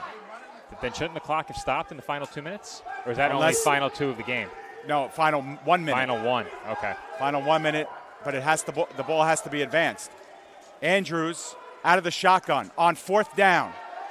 He does have time. Releases, and that's batted at the line of scrimmage. Saying no was Joel Zellum, and once again the Miners hold in goal-to-goal territory. And that's a massive play by Zellum, a great defensive stand by this Miners defense. And Dave, it began with rallying to the tackle on the ball caught out of the backfield on the previous play by Adams. It looked like he was going to get in. There weren't many bodies along that far sideline near the boards, but the Miners rally. They stand him up short of the goal line. The read option goes nowhere. It looked like there may have been a miscommunication between quarterback and running back on that play. And then here, it looked like Jersey was going to have a chance. There was coverage in the area as Andrews releases this ball. I think in all likelihood that gets broken up, but Zellum made sure of it with that emphatic swat at the line of scrimmage. That gets the Miners defense off the field and gives them a chance to go in front by 2 scores before halftime. If they do, that is an absolutely huge score for Wheeling. Jersey needs to make another stand defensively in this spot. The Bearcats have called a timeout. They are down to 1 now in this half. So A.J. Roque wants to make sure that nothing big happens here for Wheeling as they take over offensively. 18-14 is our score. The Miners have scored twice on offense, once on defense. They have not converted any of their extra point or 2-point conversion attempts. And for the Bearcats, a couple of touchdowns, but both of those touchdowns with quarterback Khalil Trotman in the game. He's come off due to injury. We saw Quan Smalley come up injured on the last possession for the Bearcats, and they are running thin with their playmakers. So Bearcats have the proper defense now on the field. Russell will work out of the shotgun. In motion will be Jeremiah Flores near side. And it is Flores in the underneath flat. First down, maybe a little bit more, just shy of the 15-yard line.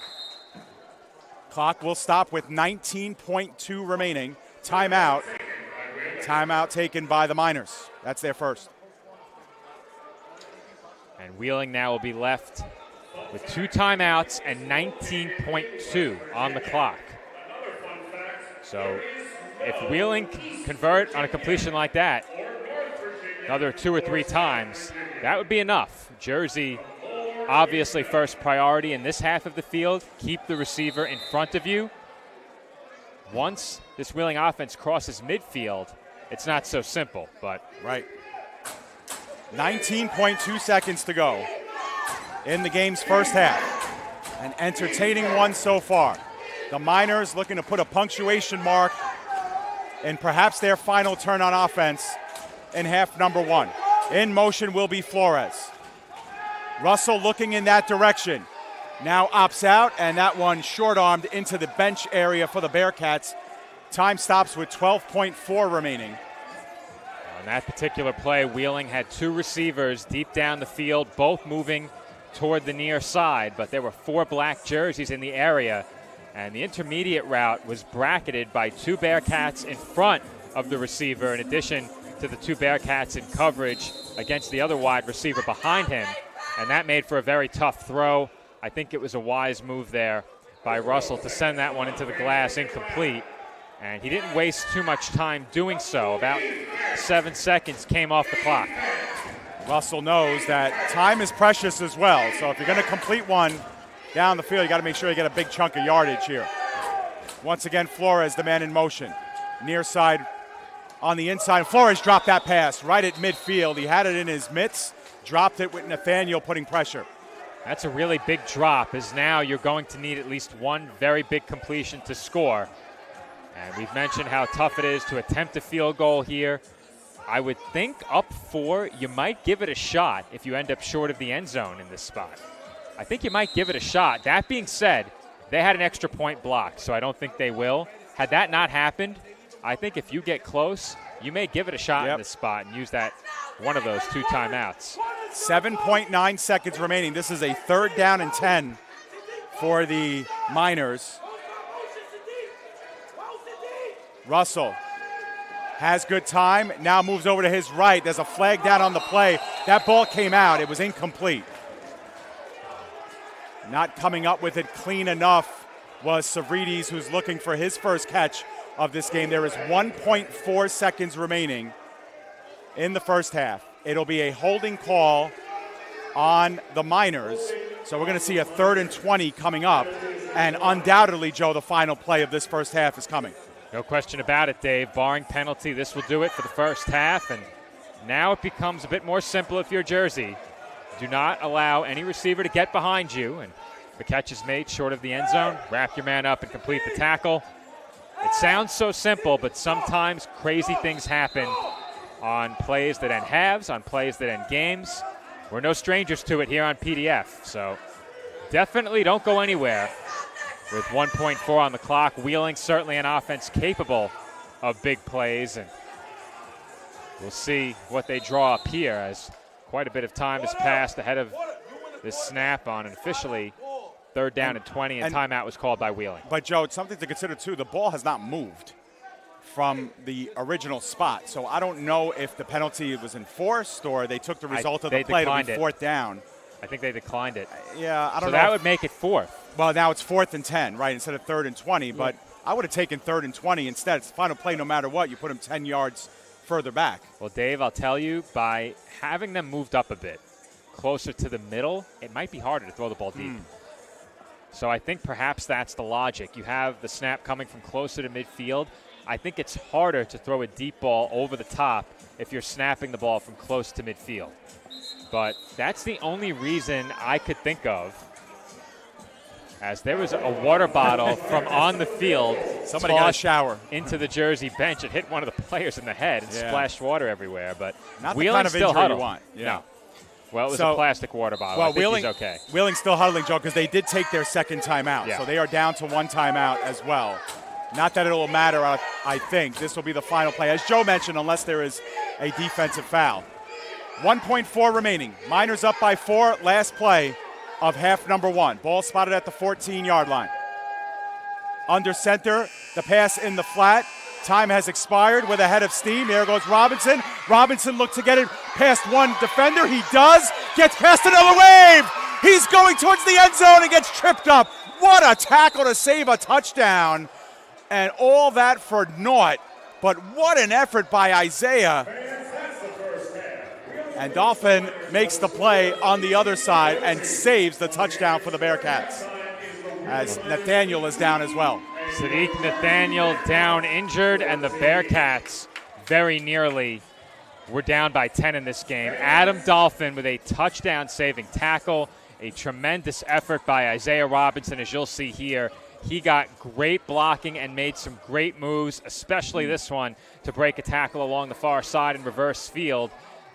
And there's a block, I believe, from behind. And down around the goal line, Dolphin makes the huge play. Now, I was about to say I thought that perhaps it was Savridis who made the block. It was Flores who made that block late across the middle of the field. But nonetheless, right now, the Bearcats, many of them down to a knee around Sadiq Nathaniel, who remains on the turf along the far side. And obviously, you hate to see that anytime, but Sadiq just coming back to this Jersey team in this game. His first in-game action. He's been here a couple of weeks, but he is in a lot of discomfort along the far sideline, and I don't think any of the Bearcats have left the field yet. Well, we saw it on the replay, Joe. Nathaniel went down trying to make the tackle, and then I think he got stepped on, to be honest. Inadvertently, obviously. There was just a huge pile up there. But Adam Dolphin making the touchdown-saving tackle, Joe, and he actually shed the block of Pete Savridis to have to do it. That was another person that I was following on the replay, and maybe we'll show that replay again if we can, Aaron, and just go back. First of all, the just phenomenal effort by Isaiah Robinson to shed tacklers and find some open space. And then if you keep your eyes on Sadiq Nathaniel, number 10, who is going to be making his way to the sideline right there. He just came into the right side of your screen, tries to go for the tackle there, and then I think he just gets stepped on right there. And then it's Adam Dolphin who sheds the block of Pete Savridis to get back into the play. That's a nice job by Dolphin there in the corner to make a touchdown-saving play. But that is your first half of play. Our score is 18-14 here at halftime. And what we will do is we will take, well, actually, we will not take a break yet, Joe, because we are going to take in the Jersey Lady Bearcats doing their halftime show, and then we'll throw it over to break. But we'll turn it over to field level, and we'll have the Jersey Lady Bearcats taking the field momentarily. Stay with us. This is AAL2 football here on the PDF Sports Network.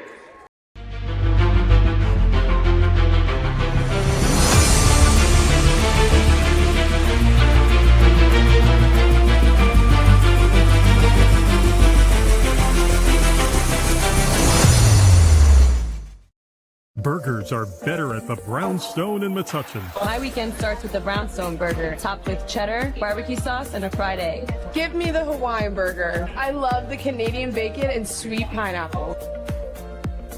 How do you like your salads? Shrimp, chicken, beef?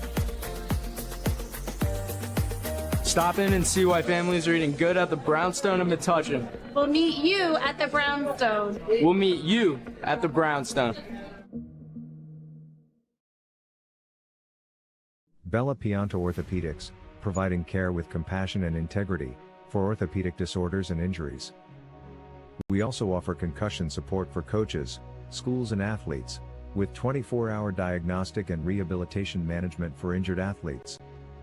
We are the proud team physicians for your New Jersey Bearcats. Please visit our comprehensive website or call us at 201-490-4333.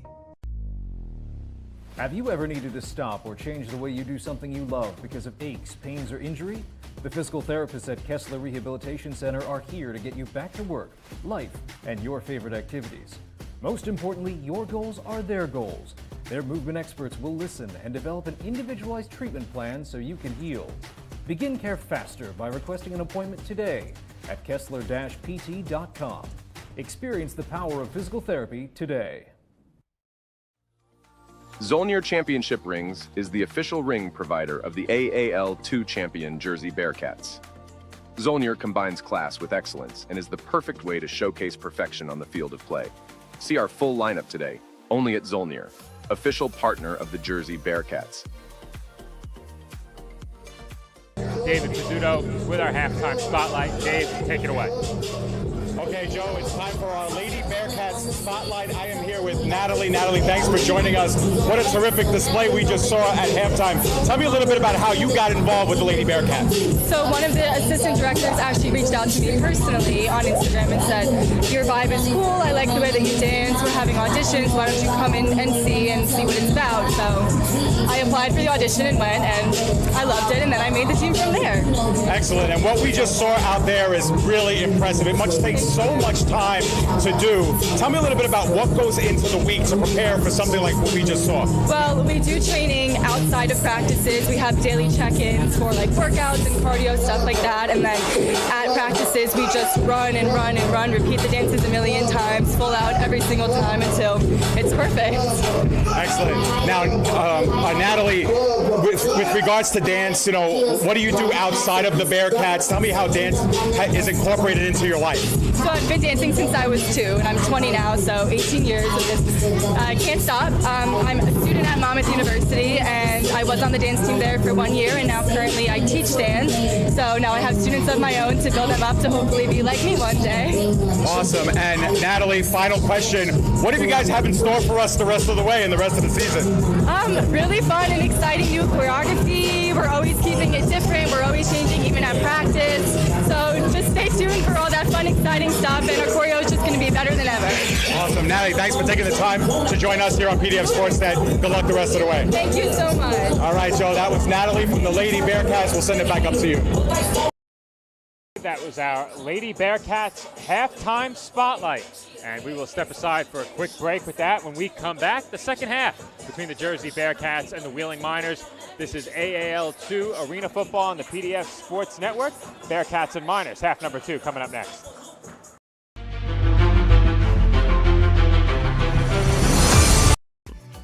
Visit us today.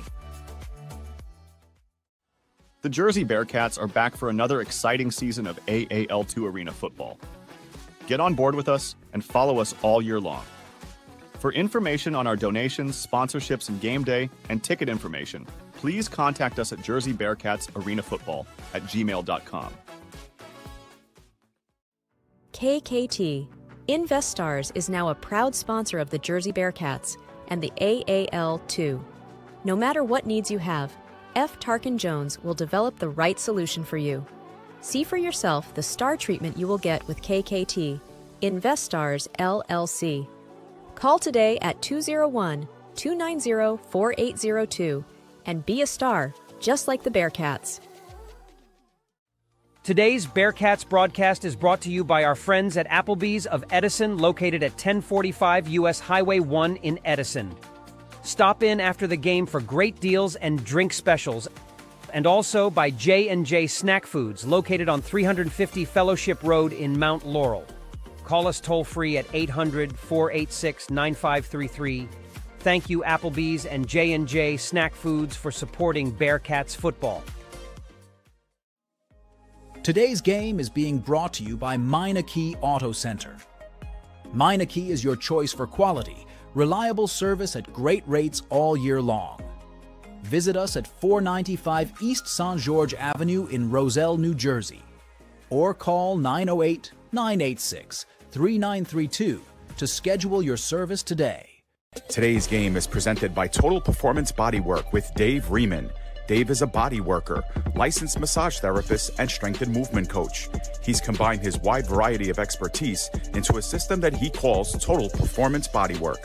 Trusted by professional athletes and bodybuilders, Dave has been helping people to recover from new and old injuries, improve their breathing efficiency, athletic performance, mobility, flexibility, and their overall strength. Visit Total Performance Bodywork at totalperformancebodywork.com or contact Dave by calling 610-570-7480 or email daverieman@rcn.com.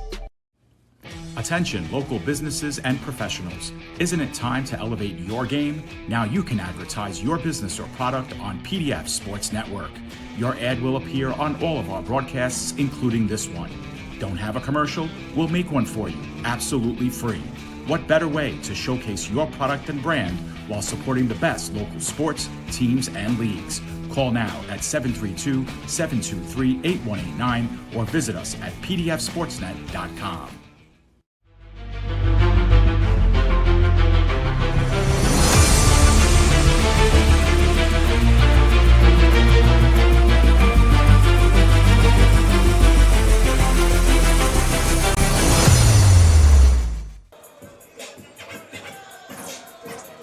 Welcome back to the Waranenko Sports Complex here in Roselle, New Jersey.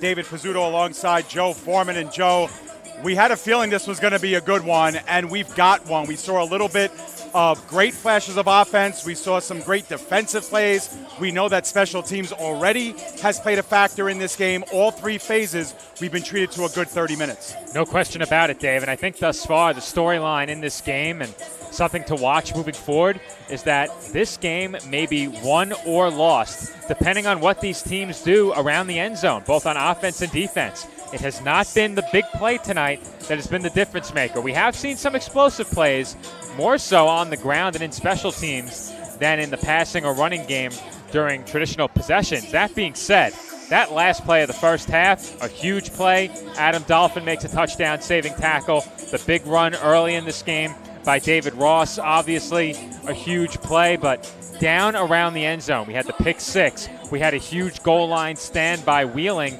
and Jersey's offense down around the goal line has had some issues so far in this game. If they can get that corrected, they can get back into a position where they can definitely win this game. They are still in a fine spot now, but you'd prefer to be getting the ball to start the second half when you're trailing at halftime. It will be the Miners possessing the ball first to start half number two. A score guarantees them a two-possession lead, and down two possessions against this Wheeling team, not a spot you want to be in if you're Jersey. Yeah, we are about 2.5 minutes away from starting our third quarter, and Joe, it does appear that for the Bearcats to get into this game, they will have to do it on the arm of number 11, Chris Andrews. He is the one you are seeing right now towards the right of your screen, throwing some warm-up tosses. We have not seen Khalil Trotman since he got injured on one of those goal line stands that Wheeling had. And the Bearcats, no matter what, Joe, they're going to have to score more points to win this game. They don't mind playing the low-scoring game, but they're going to have to find a way to get back into the end zone here. Well, I said it earlier in the game. The Jersey defense has not allowed Wheeling to move up and down the field easily. They have made things difficult on the Miners. That being said, things have not come easily for the Jersey offense either. Off of a big turnover, they were in a spot where it looked like they were going to score. They were denied by Wheeling on the goal line, and that possession where Jersey was stopped following the Miners' turnover could be the possession that decides this game.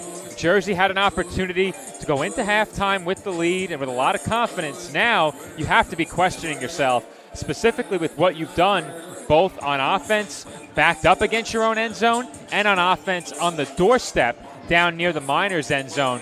Jersey has faltered in both of those spots in this game, and that has to be concerning. If you're Wheeling, you haven't put up the offensive numbers that you're quite used to, but they've done enough to hold the lead here and very nearly finish that first half with 24 points. We can't stress that enough. Huge play by Adam Dolphin to close that first half, and an exhilarating play on what was maybe a 1-yard pass.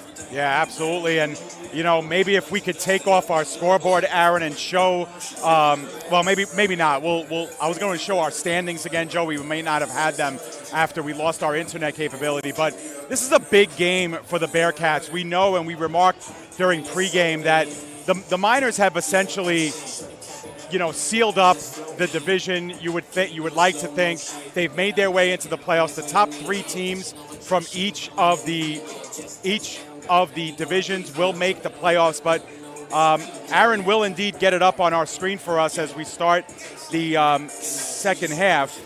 But the Bearcats right now at 2-2. They've beaten a couple of the teams below them, but no matter. Wheeling, win or lose, they're in prime position. There they are, Joe. Jersey Bearcats 2-2. You see Steel City at 2-2. Only the top 3 teams will make the playoffs. So the Bearcats actually need this game, Joe. Yeah, and like I said, they have the final weeks of this season set up for a great deal of uncertainty if they don't win tonight. And they're on their home field. Of course, they're going up against the number 1 team in the AAL2, but this is a game that, trailing by only 4 at halftime, Jersey needs to find a way to win. And if they don't, like I said, a lot of uncertainty moving forward. The door opens for the 2 Maryland teams to perhaps sneak up to the number 2 spot, which would have seemed very unlikely just a couple of weeks ago. Obviously, the Bearcats will see one of them, or perhaps they will see one of them in that final week. We don't know. Yeah, we don't know. They haven't played either one of them here at home this season. Right. And the Miners play the Stampede and I believe the Eagles twice each, along with the Bearcats. So Jersey with a couple of out-of-league games, a bit of a different schedule than Wheeling, but we'll see what happens on June 8th. We still have an opponent to be determined for Jersey moving forward. All right, as we get ready to start the third quarter, we want to let you know that the third quarter is being sponsored by Rydell Volkswagen of Linden. Purchasing a car these days can be tough, but not at Rydell, where our expert team makes car buying easy. With a friendly staff and accommodations that puts you, the driver, first. Score a touchdown on the field and on the road with Rydell Volkswagen of Linden, proud supporter of the Jersey Bearcats and their drivers. So, as we get set here for quarter number 3, as Joe mentioned, the Bearcats will be kicking off to the Miners, who will look to go up by 2 scores. Neither team has led by more than that in this game. The Bearcats scored first. The Miners answered right back with a pair of touchdowns to make it 12-7. Bearcats took a lead a second time, 14-12.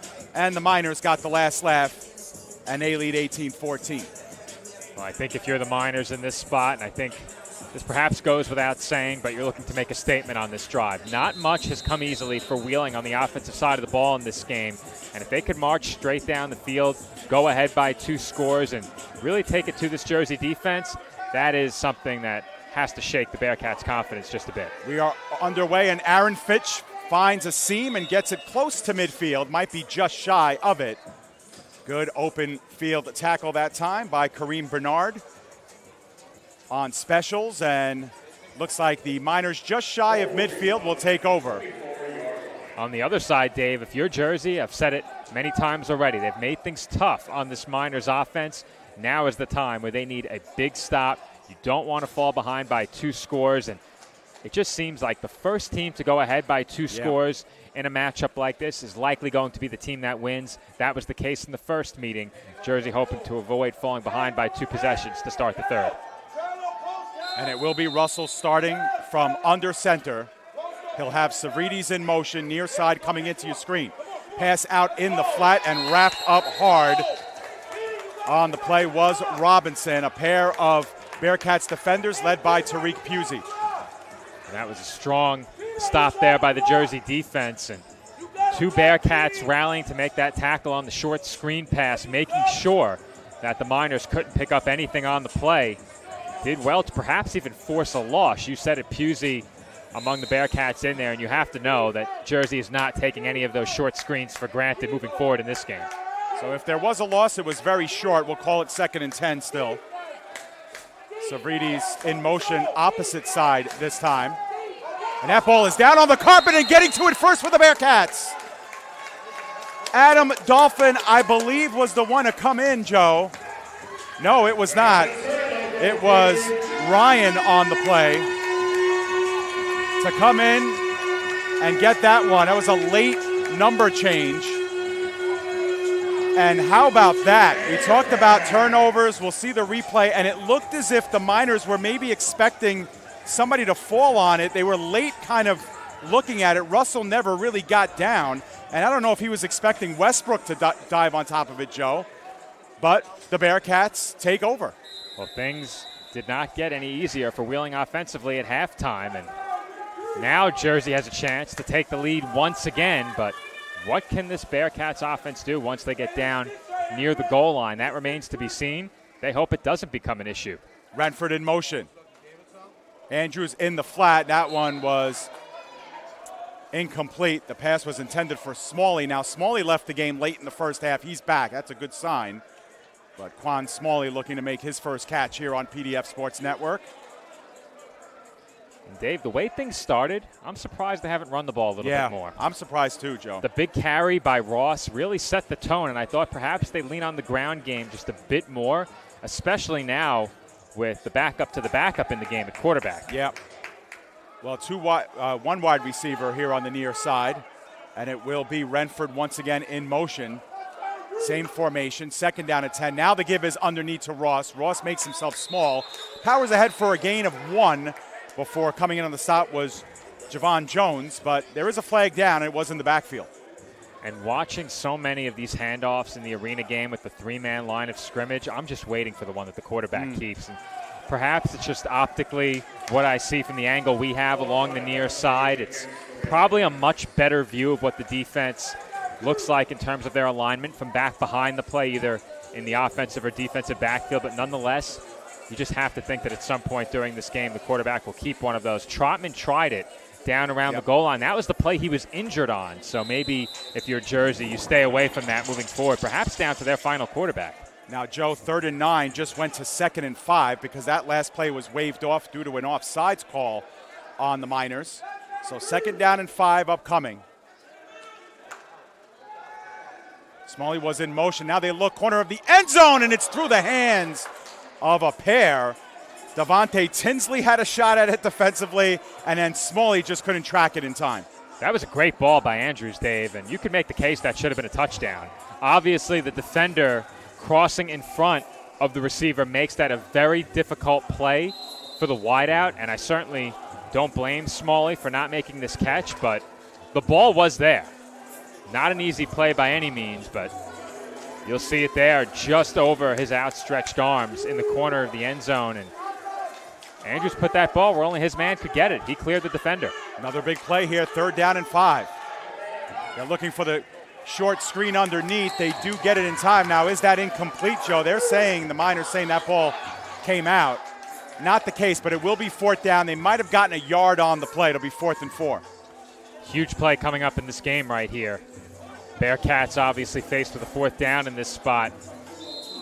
And even as important as scoring is keeping the Miners' offense off the field. So if you can keep this drive going, even if you don't score, potentially you can get Wheeling started backed up against their own end zone. We've seen how tough of a time these offenses have had in that position so far in this game, but priority number 1 obviously is to pick up this 1st down. Yeah, and the Miners have just been outstanding.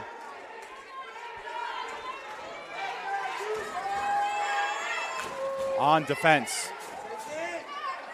There's the pass in the end zone, and Renford is there for the score. That all started with great protection for Andrews, Joe. It took time for Renford to get open across the mouth of the goal, and the Bearcats are back up for the 3rd time in the game. I highlighted it during the pregame, Dave. A lot of the big plays during the first meeting between these two teams for Jersey came as the result of great pass protection. That play no different. All right, we'll get another look at it in a few moments. But there it is, and take a look here as they get set for the extra point. Look at the time that Andrews has here, and that's a 4-man Wheeling rush, and you could see Renford breaking across the goal line as we get you back to live action here. An important extra point as Cordova will put this one down to give the Bearcats a 3-point lead. High snap. It is down. It is blocked, and it does hit the end padding before it can be taken out. Whistles blow everywhere. So play is dead. Bearcats fail on the point after, but they hold a 2-point lead, 20-18. Well, you said it, Dave. That was a big extra point. And I think late in the game, potentially, we could see a field goal attempt to win it. I don't think we'd see one to tie it. That would be too risky. Yeah. Yeah, even to win it might be too risky. Yeah. Well, you'd have to be from pretty in close, almost like an extra point level. I don't think you would try it. So perhaps that missed extra point not as big in that regard. That being said, with 7 on your next drive, if you're Jersey, you can go in front by 9. So if you're Wheeling, you have to be happy with keeping that point off the board, because now Jersey would need that extra point next time to go ahead by 9. And it's not often that you have these discussions that often in the NFL game with the missed extra point and looking ahead. Will they or won't they need that 1 point later? I think what it comes down to is every point in a game like this is critical, and that block keeps one off the board for Jersey. They lead it by just 2. And now both teams with 6 points off of the other team's turnovers. 2 turnovers for Wheeling in this game. Jersey with 6 points off, and of course, Wheeling with the pick 6 earlier. That was Jersey's only turnover of the first half, led to 6 direct points the other way. Cordova sends this one left side. It skips off the turf and into the waiting arms of Finch. Finch, as he's done before, making people miss, but gets dragged down. Nice open field tackle once again by Ryan, and Wheeling will take over in their own end of the field. Well, Ryan got him by the jersey there. Good job to hang on and send Finch down to the turf, because if he doesn't get him down, we may have seen a repeat of what that screen pass looked like earlier. Finch was thinking about reversing field. He was thinking about making some more moves to try and turn this into a bigger return. Yep. And I thought perhaps he was down there, though it may have been off the back of his own man. Very close, but a handful of Jersey saves what could have been a big return. Taking a look toward the near side on that replay, I saw a lot of blue jerseys. 8:20 to go here, third quarter. Second drive of the half for Wheeling. Under center, Russell, the fake underneath, now looks again underneath. Catch is made, but for a short loss on the play, as right there was Tariq Noble. Now flags could be down here, or at least the referees want a stoppage. I think this will be for a media timeout, Joe. We're just inside of 8 minutes. Right, so that'll be a media timeout. Joe and I will step aside when we come back. The remainder of the third quarter here, the Bearcats with the only score of the second half. They lead the Miners 20-18. AAL2 football right here on the PDF Sports Network.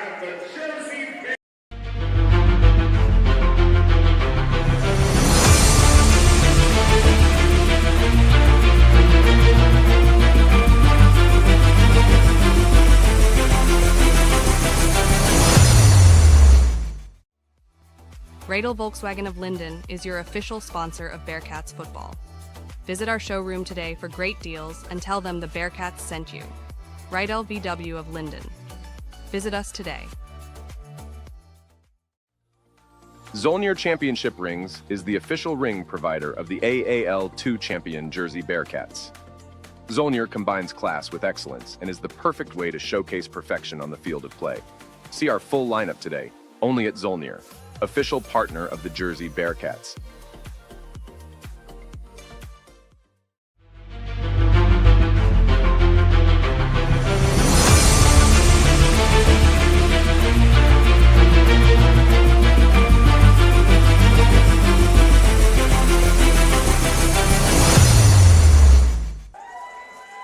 Back here at Warananko, where the Bearcats hold a 2-point lead over the Miners, 20-18. And Joe, we just had our commercial break, and you saw the entire gamut of our sponsors during halftime. But these games, Joe, and a lot of what the AAL2 is doing do not happen without sponsorships. And so we do want to tell our audience to please frequent the establishments that take their hard-earned money and invest it into these athletes, into these teams. It's the reason why this league goes. So a special thank you to all of our sponsors here tonight. No question about it, Dave. And ahead of our first game, during the pregame show, I let our viewers know that if they visit the Brownstone, they may see us there. Right. So yeah, that's right. Definitely give the Brownstone a try, along with all of our other sponsors. And can't get over that championship ring. Yeah. Steph Cologne donning that ring to our right. That's a good-looking ring from Zolnir. So on first down, they had lost 3 yards, Joe. So this is a 2nd and 13. As that last pass was complete, Russell continues to work under center. Quick flare pass out and gaining the edge and going in for more for the first down and then some was Aaron Finch.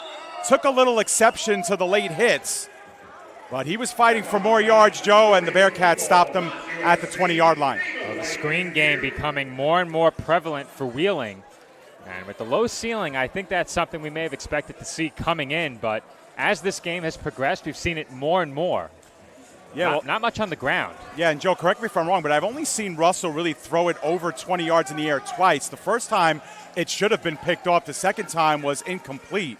So they've changed their way of thinking here and their attack style. And with Russell under center, it just gives you a different look. You're expecting perhaps a keeper, perhaps an option, or, of course, the pass like that. Yeah, upon seeing the replay, that wasn't exactly a screen.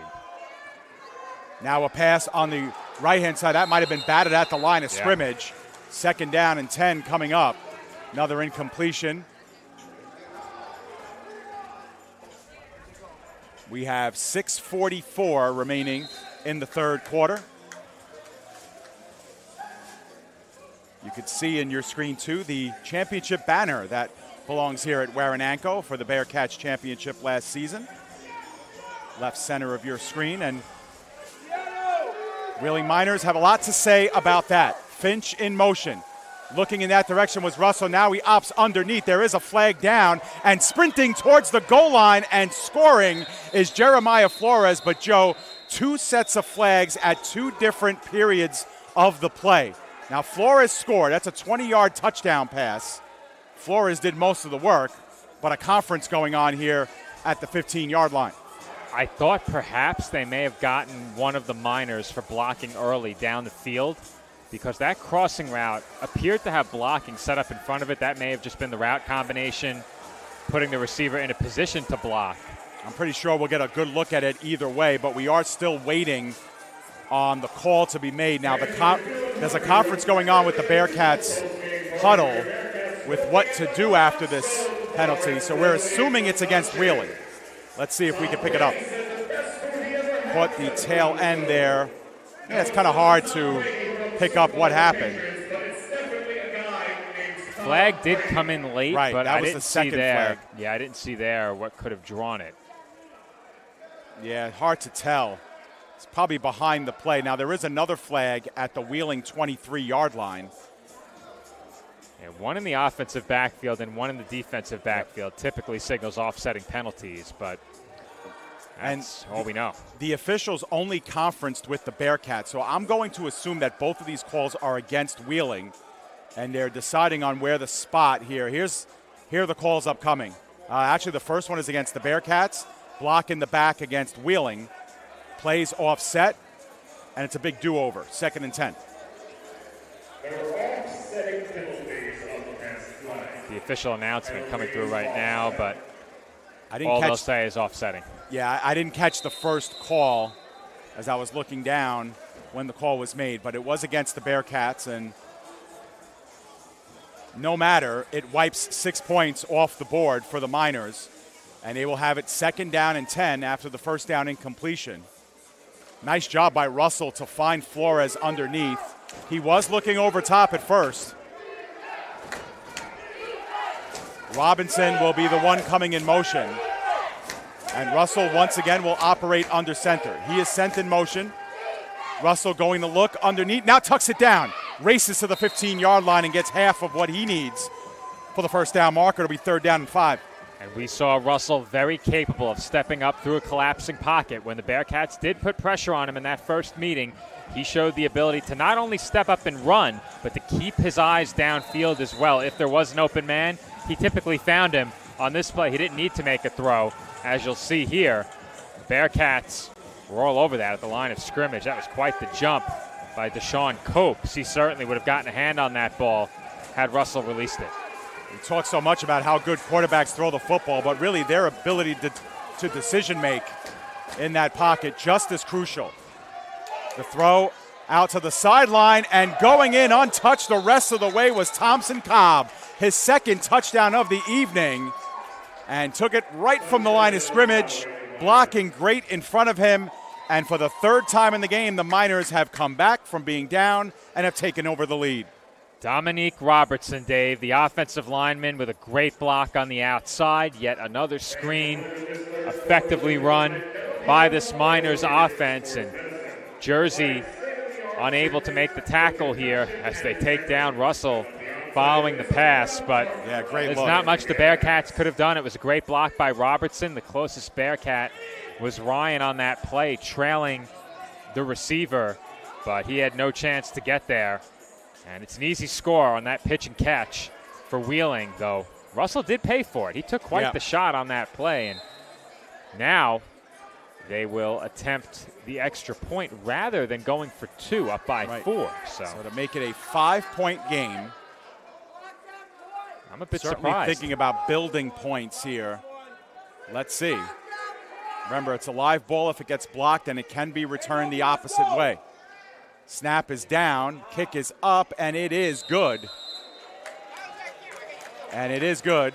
And so it'll be 25-20. And with 2:38 remaining in the third, the Bearcats will have to have another response. But, Joe, that was a great call by you with Dominique Robertson really setting that up, because in the stats, in the box score, of course, you'll see Russell there, you'll see Thompson Cobb there, but really the play is made by Dominique Robertson on that block. He sheds the first block to give Russell the avenue to throw, the window to throw, and then he sheds that one and blocks up the field, really what got them the score. Well executed, as many of these Wheeling Miners screen passes have been in this game, and they've been able to use that offense, the screen pass and the short passing game, to move up and down the field pretty consistently. That first drive in the half was derailed by a botched snap. It wasn't anything that Jersey did in the defensive backfield to disrupt that passing game. Neither team has really looked to run it much since early. I think the Miners have tried to run it twice in this game. The Bearcats probably 4 or 5 times, so a bit more running from Jersey in this one. But Wheeling hasn't needed the ground game to this point. They lead it by 5, but as I said, Dave, a bit surprised they didn't go for 2. Well, Prevost, end over end, it does get hung up in the rafters before going straight down, and that's where the dead ball spot will be. The Bearcats, probably with one of their worst starting field positions in some time, although it'll be put automatically to the 20-yard line, so still some good breathing room for them here with 2:38 to go in quarter number 3. Dave, that was almost another great kickoff. Yeah. If that doesn't contact the netting, Jersey's set up to receive that deep in the back of their own end zone again. And we saw a bobble the last time the ball ended up back there, and we know what happened once that drive got started at the 3-yard line. Yeah, it makes a big difference in these games, and when you know how to navigate and with the ceiling and having to adjust. Takes the right kind of kicker. Here's Chris Andrews working out of the shotgun to give over to Adams. Adams had trouble kind of corralling it in. Does a nice job of getting positive yardage and an extra couple of yards. It'll be 2nd down and 3 coming up. And that's a great start to the drive. If you could pick up a gain of 6+ like they did right there on 1st down, it sets you up to call just about anything you want here on 2nd. You can play conservative, run the ball again, try and get a bit closer on 3rd. You can take a shot here. Easier said than done with the roof being in the orientation it is, peaking at midfield, but I'm curious to see if the play calling changes with the backup to the backup end, as I mentioned before, in Andrews. Andrews now has a couple of attempts under his belt, so feeling a little bit more confident, you would think. And that one's racing down the sidelines, and it does hit number 1 in the back, Robertson, playing defense that time, and this is going to be a flag here and perhaps a potential conference, Joe, not allowing the receiver to get access to the ball. We're going to see this again. We'll see it slow down. I don't like the flag here in this spot, Joe, but we'll see what the call is. If they called that flag on the defensive back, I don't like it, but let's see on the replay. Perhaps I'll change my mind. It looked like both players were heading toward the spot where the ball was landing. Now, an underthrown ball on this spot can benefit you as a receiver, and you know what? Watching that replay, I think it's the right call. Yeah. I don't think the receiver had any chance to come back for that ball. It was underthrown. And it was because Robinson never looked back. Yep. It's really what it came down to. It's a good call, an unfortunate call if you're Wheeling, but that's the right call. The ball was underthrown, and the defensive back never saw it.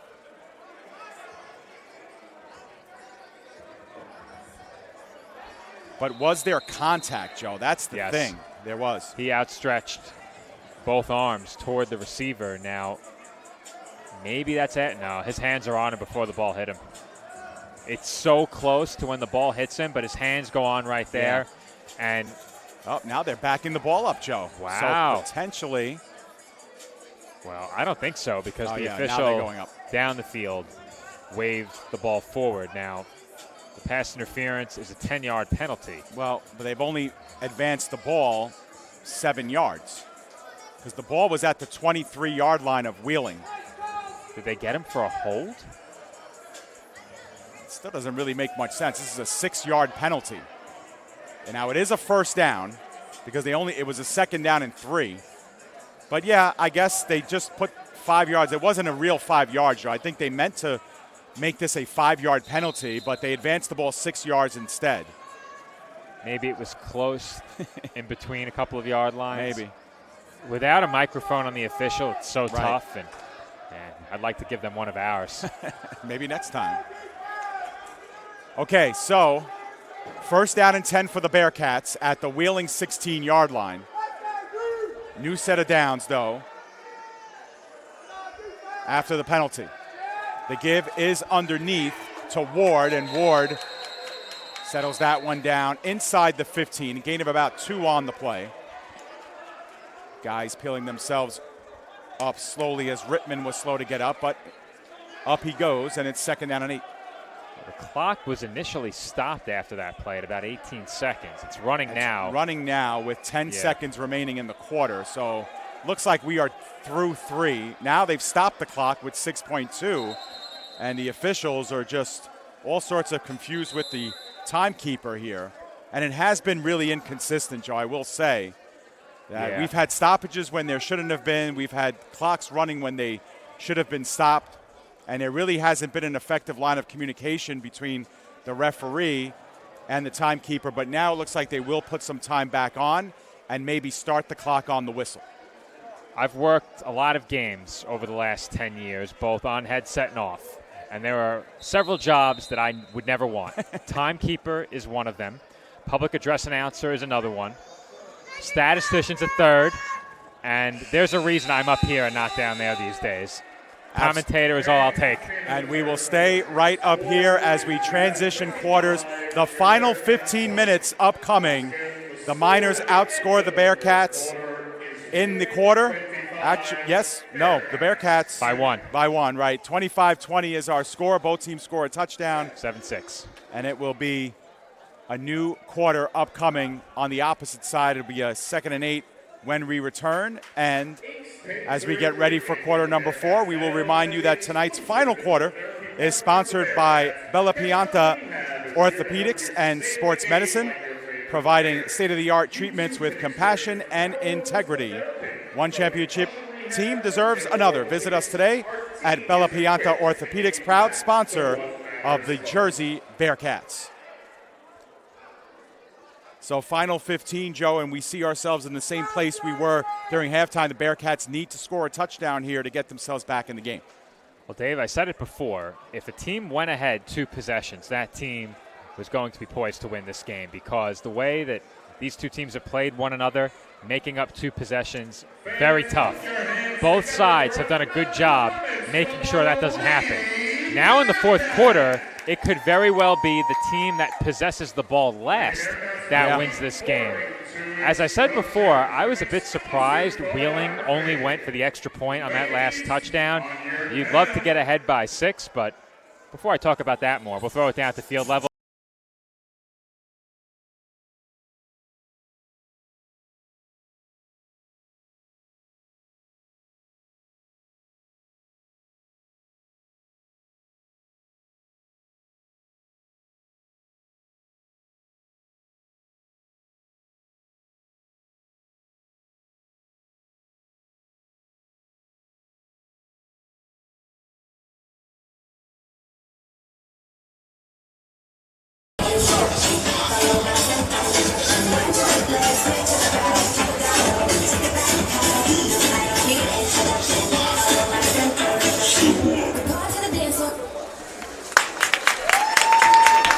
Great job by the Lady Bearcats.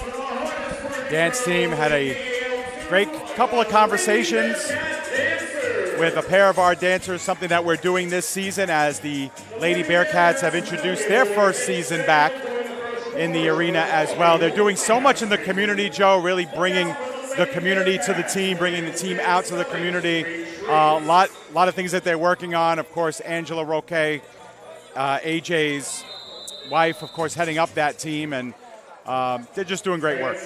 No question about it, Dave. We've gotten a chance now to speak with 4 members of the Lady Bearcats during the last 2 games, and we'll continue to spotlight them each and every Jersey Bearcats home game, speaking with one of them pregame and one of them again during either halftime or postgame, perhaps. So we'll see, but it's great to hear about all of the work they've done in the community, and the Bearcats all around have really stepped up their game this year, both on and off the field. Okay, so when we come back here, 2nd down and 8, as you see on your screen, final quarter, ready to commence. It is Andrews still at quarterback for the Bearcats. He did not start this game, came in for the injured Trotman. Renford in motion, but the pass is down the other way, and there's a fumble down near the goal line, Joe. Let's see what the call is. It looks like Wheeling came up with it. And Dave, in this game, Wheeling with a self-inflicted wound on a turnover, but when it's come to the defenses making plays and forcing turnovers, it has been the Miners defense that has come through in a pair of big spots, and perhaps none bigger than that one, at least since the pick 6 early in the game, and now Wheeling has the big opportunity to go in front by 2 scores, this time in the 4th quarter. And obviously we were shielded out of that play due to the bench area. I'm trying to get a sense of who that was that even caught the ball. It might have been Kyle Ward. At least he's the logical one on that side. And you saw a little glimpse of the ball that came up there, Joe, right at the last second. That fumble looked like it was in the end zone. You see the ball pop out right there. But the ball is spotted at the 3-yard line. Wheeling, which has operated from here before, take over now with a 5-point lead. Bearcats on the spot. Low snap. Russell does well to track it down. Fell to one knee. Now gets rid of it, and that one is thrown up over everything and out of play. Pass was intended for Flores. Clock reads 13:40 and change. Plenty of time. Well, Dave, I said it earlier when we came back from halftime. This game could easily be decided by which team possessed it last, by which team went up 2. However, I also spotlighted the way these 2 teams have played down around the end zones, whether it be on offense or defense. On the offensive side, you have to protect the football in this area of the field. And defensively, if you can generate a turnover in this spot, that sets you up right on the doorstep. The Bearcats hoping for a big stop, potentially a turnover. And the confidence of the Wheeling Miners to look to go deep on that last play. Russell was definitely looking long before looking to get it over to the sideline. 2 wide receivers to the right of Russell, who works under center. Passing the whole way. Middle of the field, Savridis makes his first catch, but it's out past the 20-yard line. Dolphin made the tackle. That's a big tackle by Dolphin once again in a tough spot. He was isolated in man-to-man coverage. Making that stop on a post across the middle, one-on-one, when you're trailing the pass catcher, not easy. And you'll see here, Savridis gets Dolphin on his back as he crosses the middle of the field. And it looked like Savridis may have turned upfield just a bit, and I think giving that angle back to Dolphin may have helped him make the tackle. You said it. Pass in the flat, and once again, making the play, getting it out past the Bearcats 20. That's another positive yard and momentum play for the Miners. Jeremiah Flores, who's been plenty active here in this one, advances the ball. Another one close to a first down. It'll be 2nd and 1, Joe. And Dave, it seems like when it's come to the short passing game, Wheeling has solved the Jersey defense. They've been able to get the ball out quickly and into a lot of open space, putting their receivers on an island to make a defender miss one-on-one. Well, respecting what Russell can do underneath and through the zones, they really have given a lot of cushion to the Miners receivers. Middle of the field, that one goes through the arms of Savridis. That was coming in hot. Savridis couldn't corral it in. It'll be 3rd down and 1. And right there, Wheeling had a chance to move down inside the 5-yard line as a late flag comes in. And it looks like it might be against Robertson. At least that's the way the Bearcats are gesturing as Tariq Noble has to leave the area. Well, I'll tell you, Dave, the way Noble was clapping in the offensive player's face, he was asking for a flag. 100%. He was fortunate not to get flagged there. Yeah, he owes a thank you to his teammates for getting him out of that area because that will get called. Well, credit to him for drawing the initial flag, as it looks like they have some cookies headed our way. Lady Bearcats bake sale. Saw your eyes light up there for a second, Joe. Yeah. The vanilla frosted cookies for sale in front of us, and temptation is strong on our end. Very. We're going to hold back. I'll be right back. I was going to say, if you do dare to go down there, Joe, you've better bring one up for me, too. So the result of this is a 10-yard penalty. So it will be a third down, because I believe their loss of down stands, Joe. So it'll be a third down and 11. And they are going to conference here to make sure they get this right. The penalty happened after the play on 2nd and 1, and it is indeed third down. So all the officials hold up the number 3. We had it correct. And on 3rd and 11, a big play upcoming here.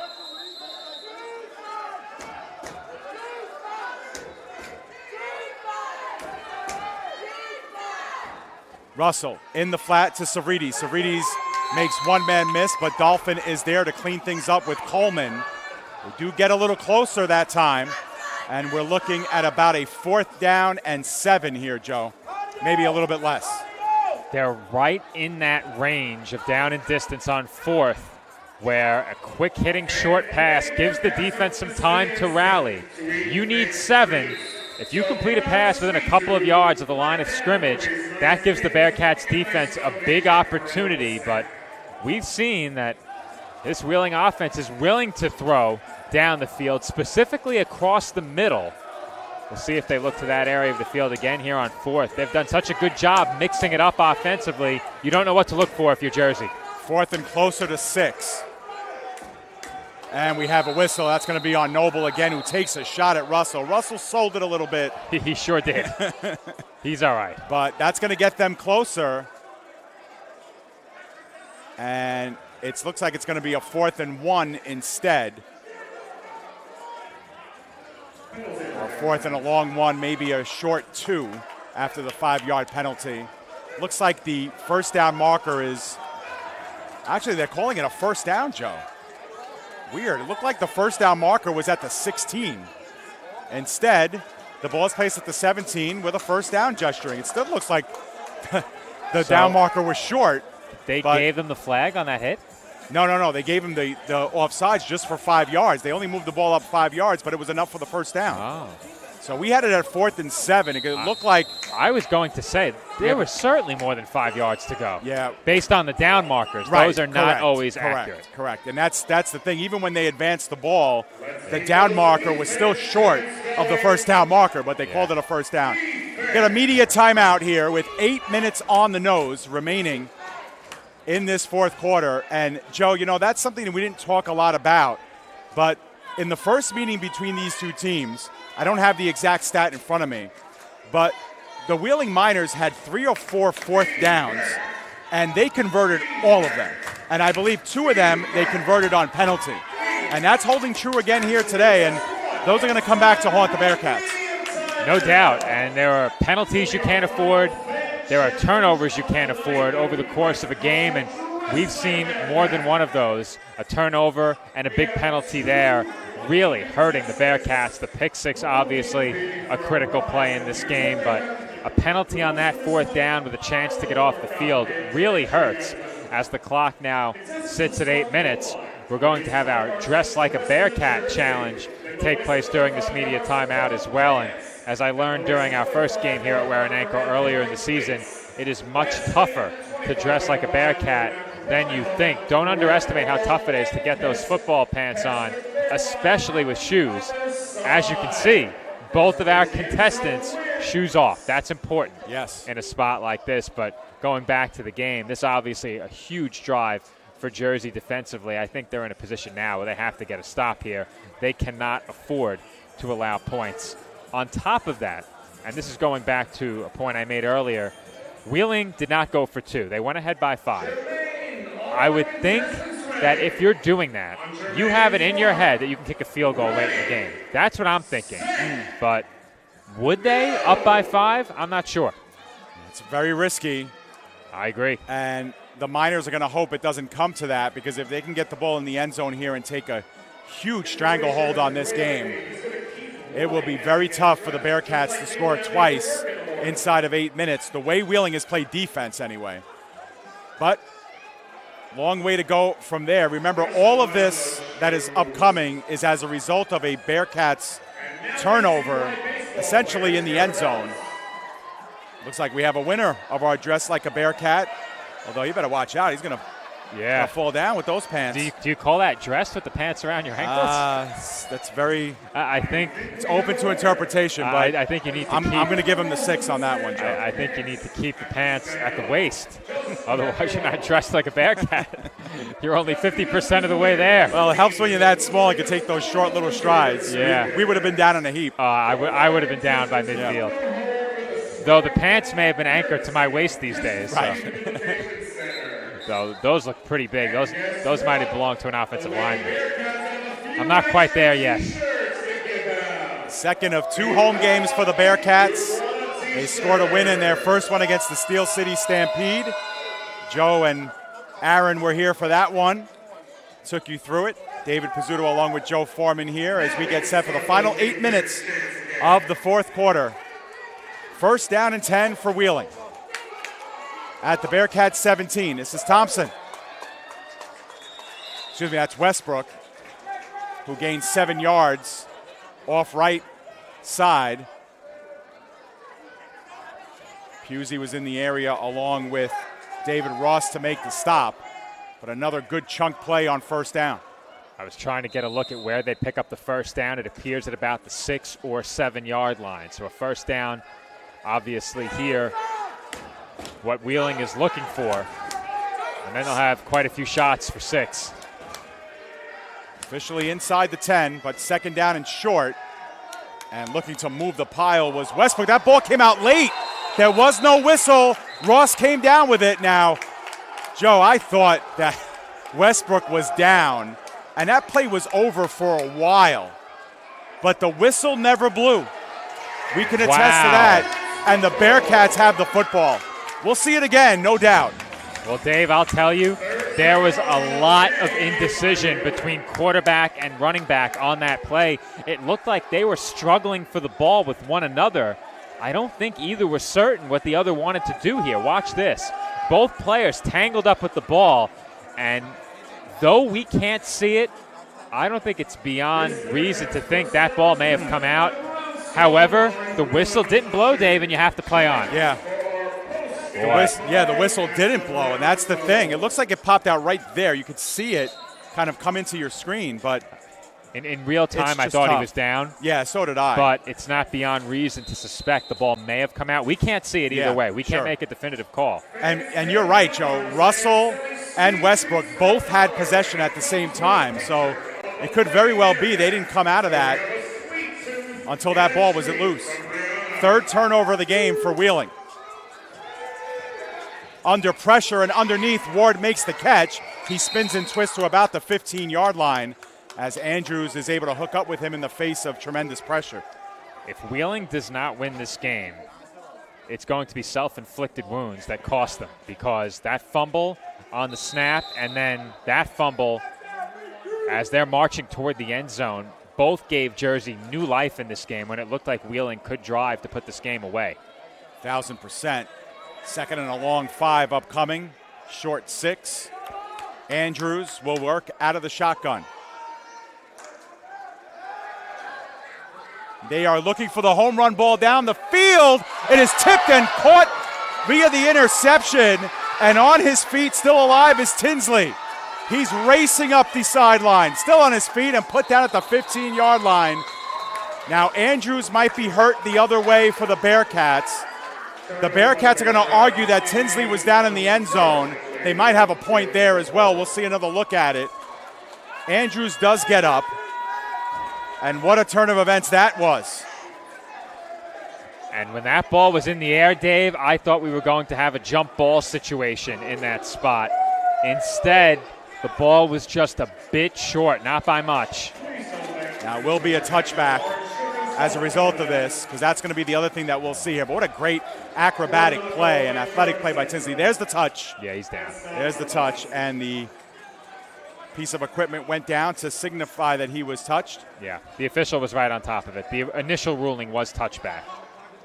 I'm surprised they didn't blow the play dead as everybody was scrambling up the sideline. And that's big that they got him in the end zone, because if they didn't, that completely changes the complexion of this game with about 4:30 to go. So 4.5 minutes to play, and the Miners will take over from their own 10-yard line. Now, perhaps Andrews was trying to sell it, Joe, but at the very end of that, he went down, and they were arguing, the Bearcats were, that he was hit late in the pocket. Andrews probably would have been wiser to get rid of that ball a little earlier, Joe, to get a little bit more loft under it. But either way, great play by Tinsley. And another turnover here with 4:06 remaining in the fourth. Gives the ball back to the Miners with a 5-point lead.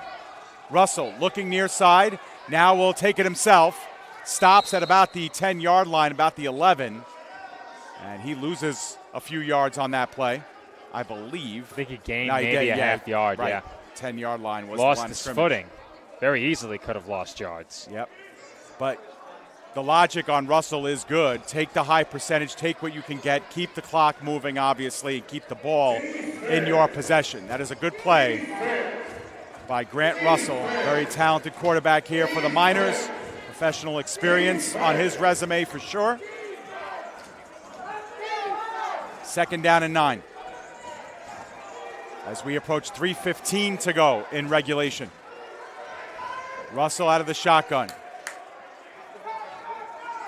Waves the motion man and now looks middle of the field. That one's too elevated. He did have Flores breaking in above Ross on the play. Just couldn't connect. 3rd down and long. Yeah, the presence of Ross was the difference maker on that throw. Russell had to elevate that pass, and there wasn't much room along the sideline. Certainly a pass that could have been completed, but down around your own end zone, not particularly close, but inside of the 10, you don't want to hold that football too long, and perhaps the pass rush got to him and forced him to miss high. Either way, if you're Jersey and you can force a 4th down snap here, you can propel yourself right back into this game. Can the Bearcats get pressure here on Russell? It's one thing that has predominantly been missing here from this Bearcats defense, which has played well today. Pass in the flat. Spin move by Flores. He gets held up at the sideline, makes a man miss, and will have enough for the 1st down. Great job by Jeremiah Flores on 2nd and 3rd efforts to advance the chains. And that one hurts if you're Jersey. They had him. He was trapped along the near sideline, didn't have much room, and somehow Flores willed his way to the 1st down marker. And you'll see here, off that catch, the defense just got caught cheating to the inside. Pusey following his first instinct to attack the receiver at the point of the catch, and that cost him. Yeah. He gave up the sideline. He lost a little bit of his footing, too, as we are now inside of 2 minutes to go. He had help to the inside. Miners taking every second of they can off the play clock. 1:30 to go. Bearcats need a play. They were able to force a fumble last time. Westbrook, the pitch, right side. He has the lane. He gets to the right sideline. He is put out of bounds, but that'll be another 1st down for the Miners. Great quickness by Westbrook. Huge hit. He's shaken up, Dave. The clock's still running down toward 1 minute. It will stop at 1 minute, if anything else. They stopped it. They actually stopped it because of the injury at 1:07 to go here. That was a violent hit. Yeah, Westbrook had such a big head of steam.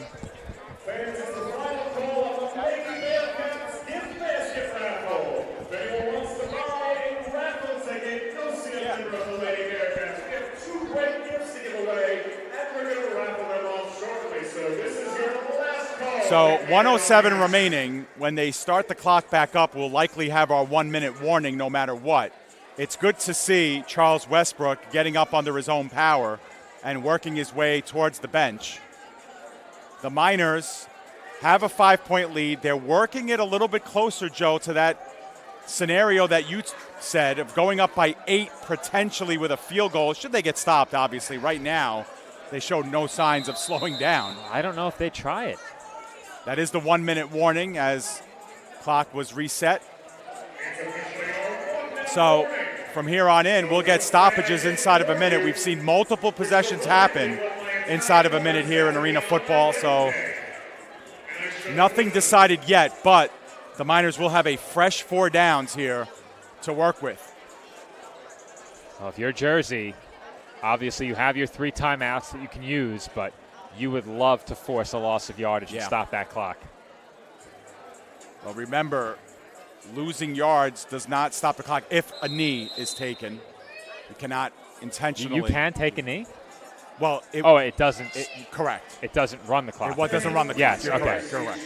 Right. My fault. Yeah, I got that mixed up. I just had my entire frame of mind turned upside down. Yeah.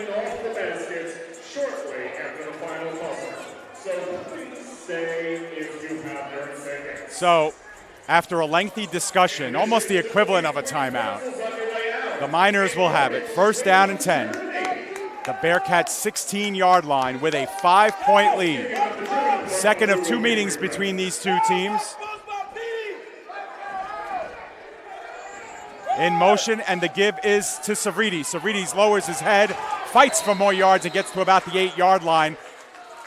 Clock will stop with 52.1. Once again, they let it run a little bit more than what they should have, but clock stops.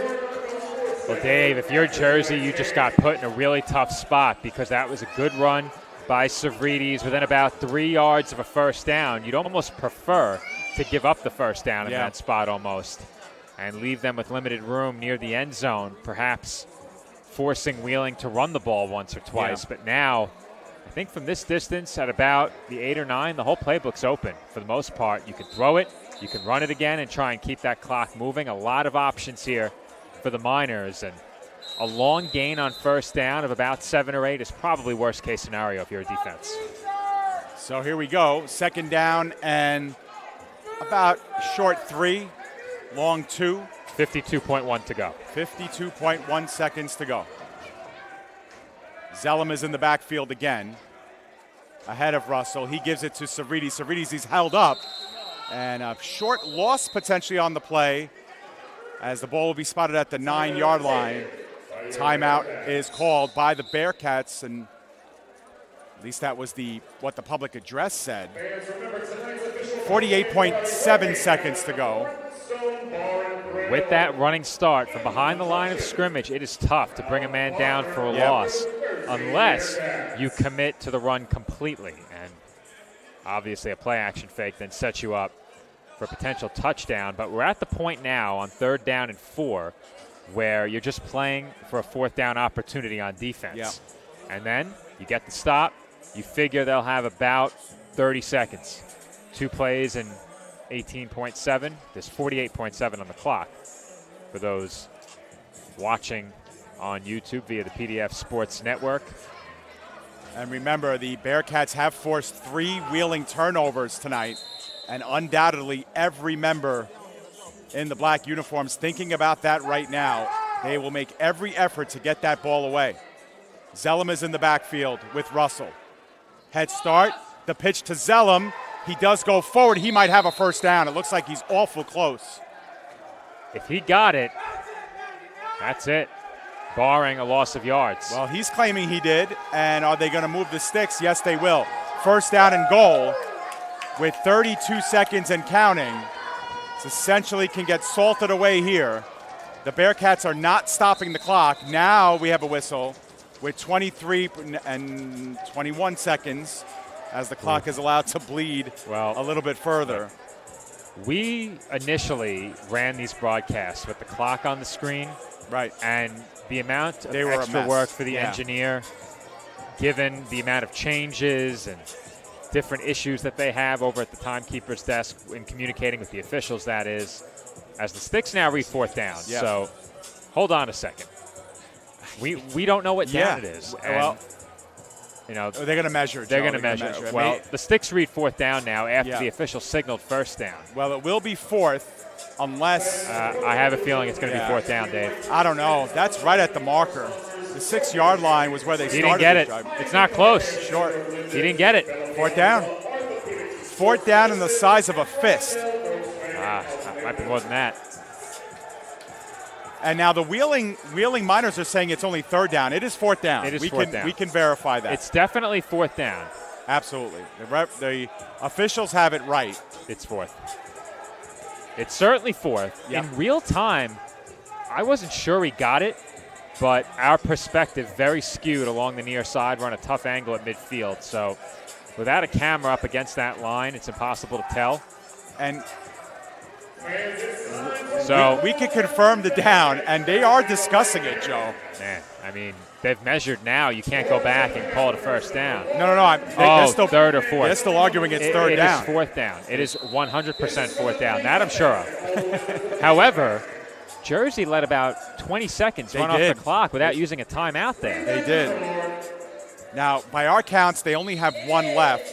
But now Wheeling, they should have none if they called one there. Well, that should have been it. The Miners have just called timeout. That's for sure. If Jersey called a timeout, they should have none. Yeah. They called 2 on 1st and 2nd down, and then used 1 there on 3rd down. So that should be no timeouts left. Yeah, and unfortunately, the public address does not know, or hasn't let us know what the official timeout count is. But right now, we have it as Bearcats with 1 timeout remaining, the Miners with 2. We could be wrong about that. We just don't know. And Joe, you bring up a good point. You know, we used to keep the time on our scoreboard, but there have been so many discrepancies between our time, the arena's time, when they're stopping the clock, when we're stopping the clock. And it got so messy that we just decided we were just going to tell people what the time that we have in the arena is. And then if it gets, upset in any way, we will voice that. But it just proved impossible to try and get on the same page with the arena with that. I have to find out what clock they have down there. I might be able to pull it in. 21.9 seconds to go, and it is a 4th down and about a couple of inches. And Russell's going to power forward. It's a battle of attrition. Russell's going backwards. I don't think he got it. Did he get forward progress? Man, this is going to be a big spot. It looked like on first shove, Joe, he might have gotten it, but they were fighting. Now Zellum spots the ball at the 5. That's going to come back. I think that hurts your team by doing that. I think they're going to move it back wherever you placed it. That's going to be a 1st down for the Bearcats. 13.4 seconds to go, and can you believe this? Boy, now, you be the judge. Now, remember, he has to clear the center and then gain a few yards. I don't think he got a few inches, and he was held up. For what it's worth, they did try and get him over, but the Bearcats won the push of war, I guess you could say. Oh, man, Dave, those extra seconds they let run off the clock are huge. Yeah, 13.4 to go. Now, we have them with a timeout. I don't believe they have one. Either way, 1 play, maybe 2. Now, the officials potentially may have stopped the clock to measure, but then it would have run following the measurement. However, Wheeling called a timeout. Yes. So if the officials stopped it to measure and then Wheeling used timeout, maybe Jersey was spared a timeout. Either way, there is 13.4 on the clock, and Jersey hoping to steal one here in the closing seconds. Bizarre kind of ending to this one no matter what. We did not think that the Bearcats would be on the field with a chance to win this game, but that is indeed what we are about to see. They're measuring again. Really? Yeah. So. Okay. Well, as long as the request got in, they can do this again. They got the first? They got it. They got the first. Wow. Well, you know what, Joe? Here is where I don't like the granting, because you've already signaled it the other way. Who's to say that those chains haven't been moved to reflect where the ball is right now? That looks like it, because where they just put the spot down, and you guys can go back on YouTube and back it up to that 4th down, that 3rd down measurement, that stick is in a different place. That stick is in a different place. And I bet you it was because when the Bearcats were granted the 1st down, that stick moved to reflect where the ball is now. And so it's right. Of course it's going to show it's a 1st down. Because and it's you where know, the stick is. you know what's funny, Dave? The stick was directly aligned with the nose of the football, directly, which would put it exactly where you just said. Now, we don't know that. Yeah. We can barely see the sticks at that end of the field from here. We're not elevated very high, so spectators standing along the glass block our view, but either way, the final seconds will tick off and the Miners will escape with the win. Right, so the clock has been brought back in, 5 seconds and counting to go. We expected a good one. We got one. It was sloppy at times, Joe. There were 6 total turnovers in this game, but at the end of it all, we have gone final, and the Miners have taken 2 of 2 against the Jersey Bearcats. And if you're Jersey now, you have to be thinking potentially win out from here. You may not need to, but the only way to assure yourselves of a playoff spot entering the final games, or at least pending today's results or this weekend's results, is to win out. Should they win out, they should be okay. However, the door has been opened for teams like Steel City to leapfrog Jersey with their next game, and for the 2 Maryland teams in the North Division to potentially catch Jersey. So, Joe, what we are going to do is Sal and I are going to go down and try and get Coach K for our post-game comments. So we're going to leave you up here in the booth. I'm going to head downstairs with Sal Chuccio, our camera operator. And when we come back, we'll have Coach Corey Miller on air to talk a little bit about this game and breaking it down with us. So we have gone final here. The Miners 25, the Bearcats 20. And when we come back, we'll have some post-game comments from some of our team.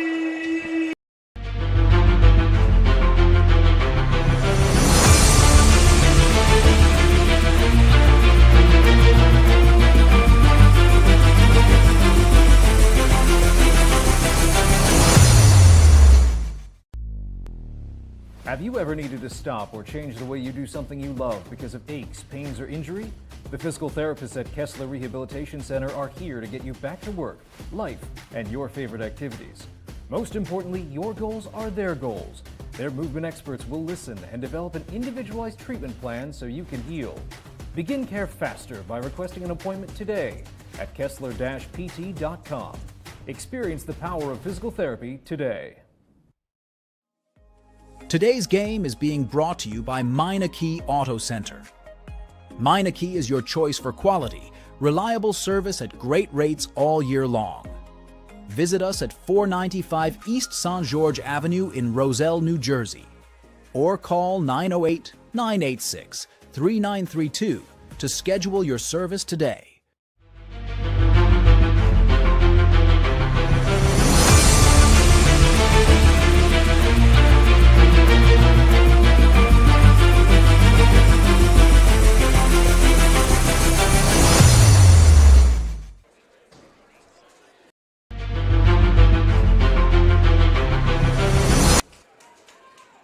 Joe Foreman back with you from the Waranenko Sports Arena, where my colleague and broadcast partner, David Pizzuto, is standing by on field level with Corey Miller for Coach K's post-game wrap-up. Dave, take it away.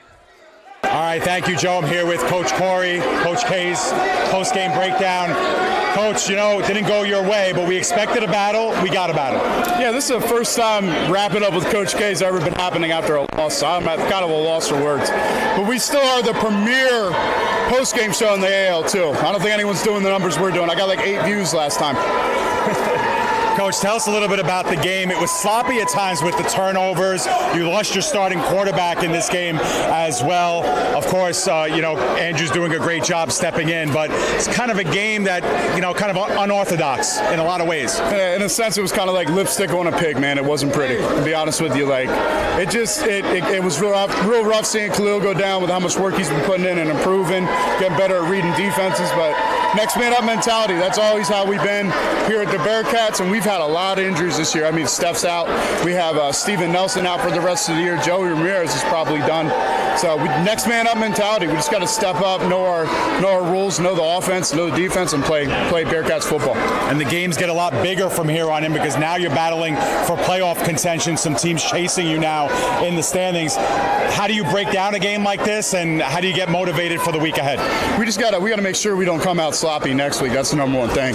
Because week 2, we came out flatter than a 2-year-old Diet Coke that's been flying around in your uncle's garage for like 3 years. But anyways, we just got to focus up. We got film, we got practice, we got to get better. We do have a bye coming up, and I hope guys aren't going to take that lightly because I'm not taking it lightly. Coach, I know it's hard to speak after a loss, but we thank you for your time tonight. Yeah, I appreciate it. Drive safe, fellas. You got it. Always a pleasure. The Coach K breakdown here for Postgame. We'll send it back upstairs to Joe. Once again, our final score in this one. The Miners 25 and the Bearcats 20. We'll see if Dave perhaps tracks down another guest. If he does, we will send it back downstairs to him on field level. But as I mentioned earlier in this game, the Miners were hampered in this game primarily by the mistakes they made that were self-inflicted. They had the botched snap, and they had a fumble late in the game that hurt them. The Bearcats had a big opportunity to potentially take the lead in the final quarter. However, it was an interception in the end zone by Wheeling that proved to be the difference-making play. And then obviously there was plenty surrounding that final sequence as we thought perhaps the Miners had picked up a first down. It turned out they didn't. It set up 4th down. The Bearcats, we thought, had gotten stopped. It turned out they didn't. And Wheeling was able to pick up the victory. But the Miners seemed to benefit greatly from their halftime adjustments in this game.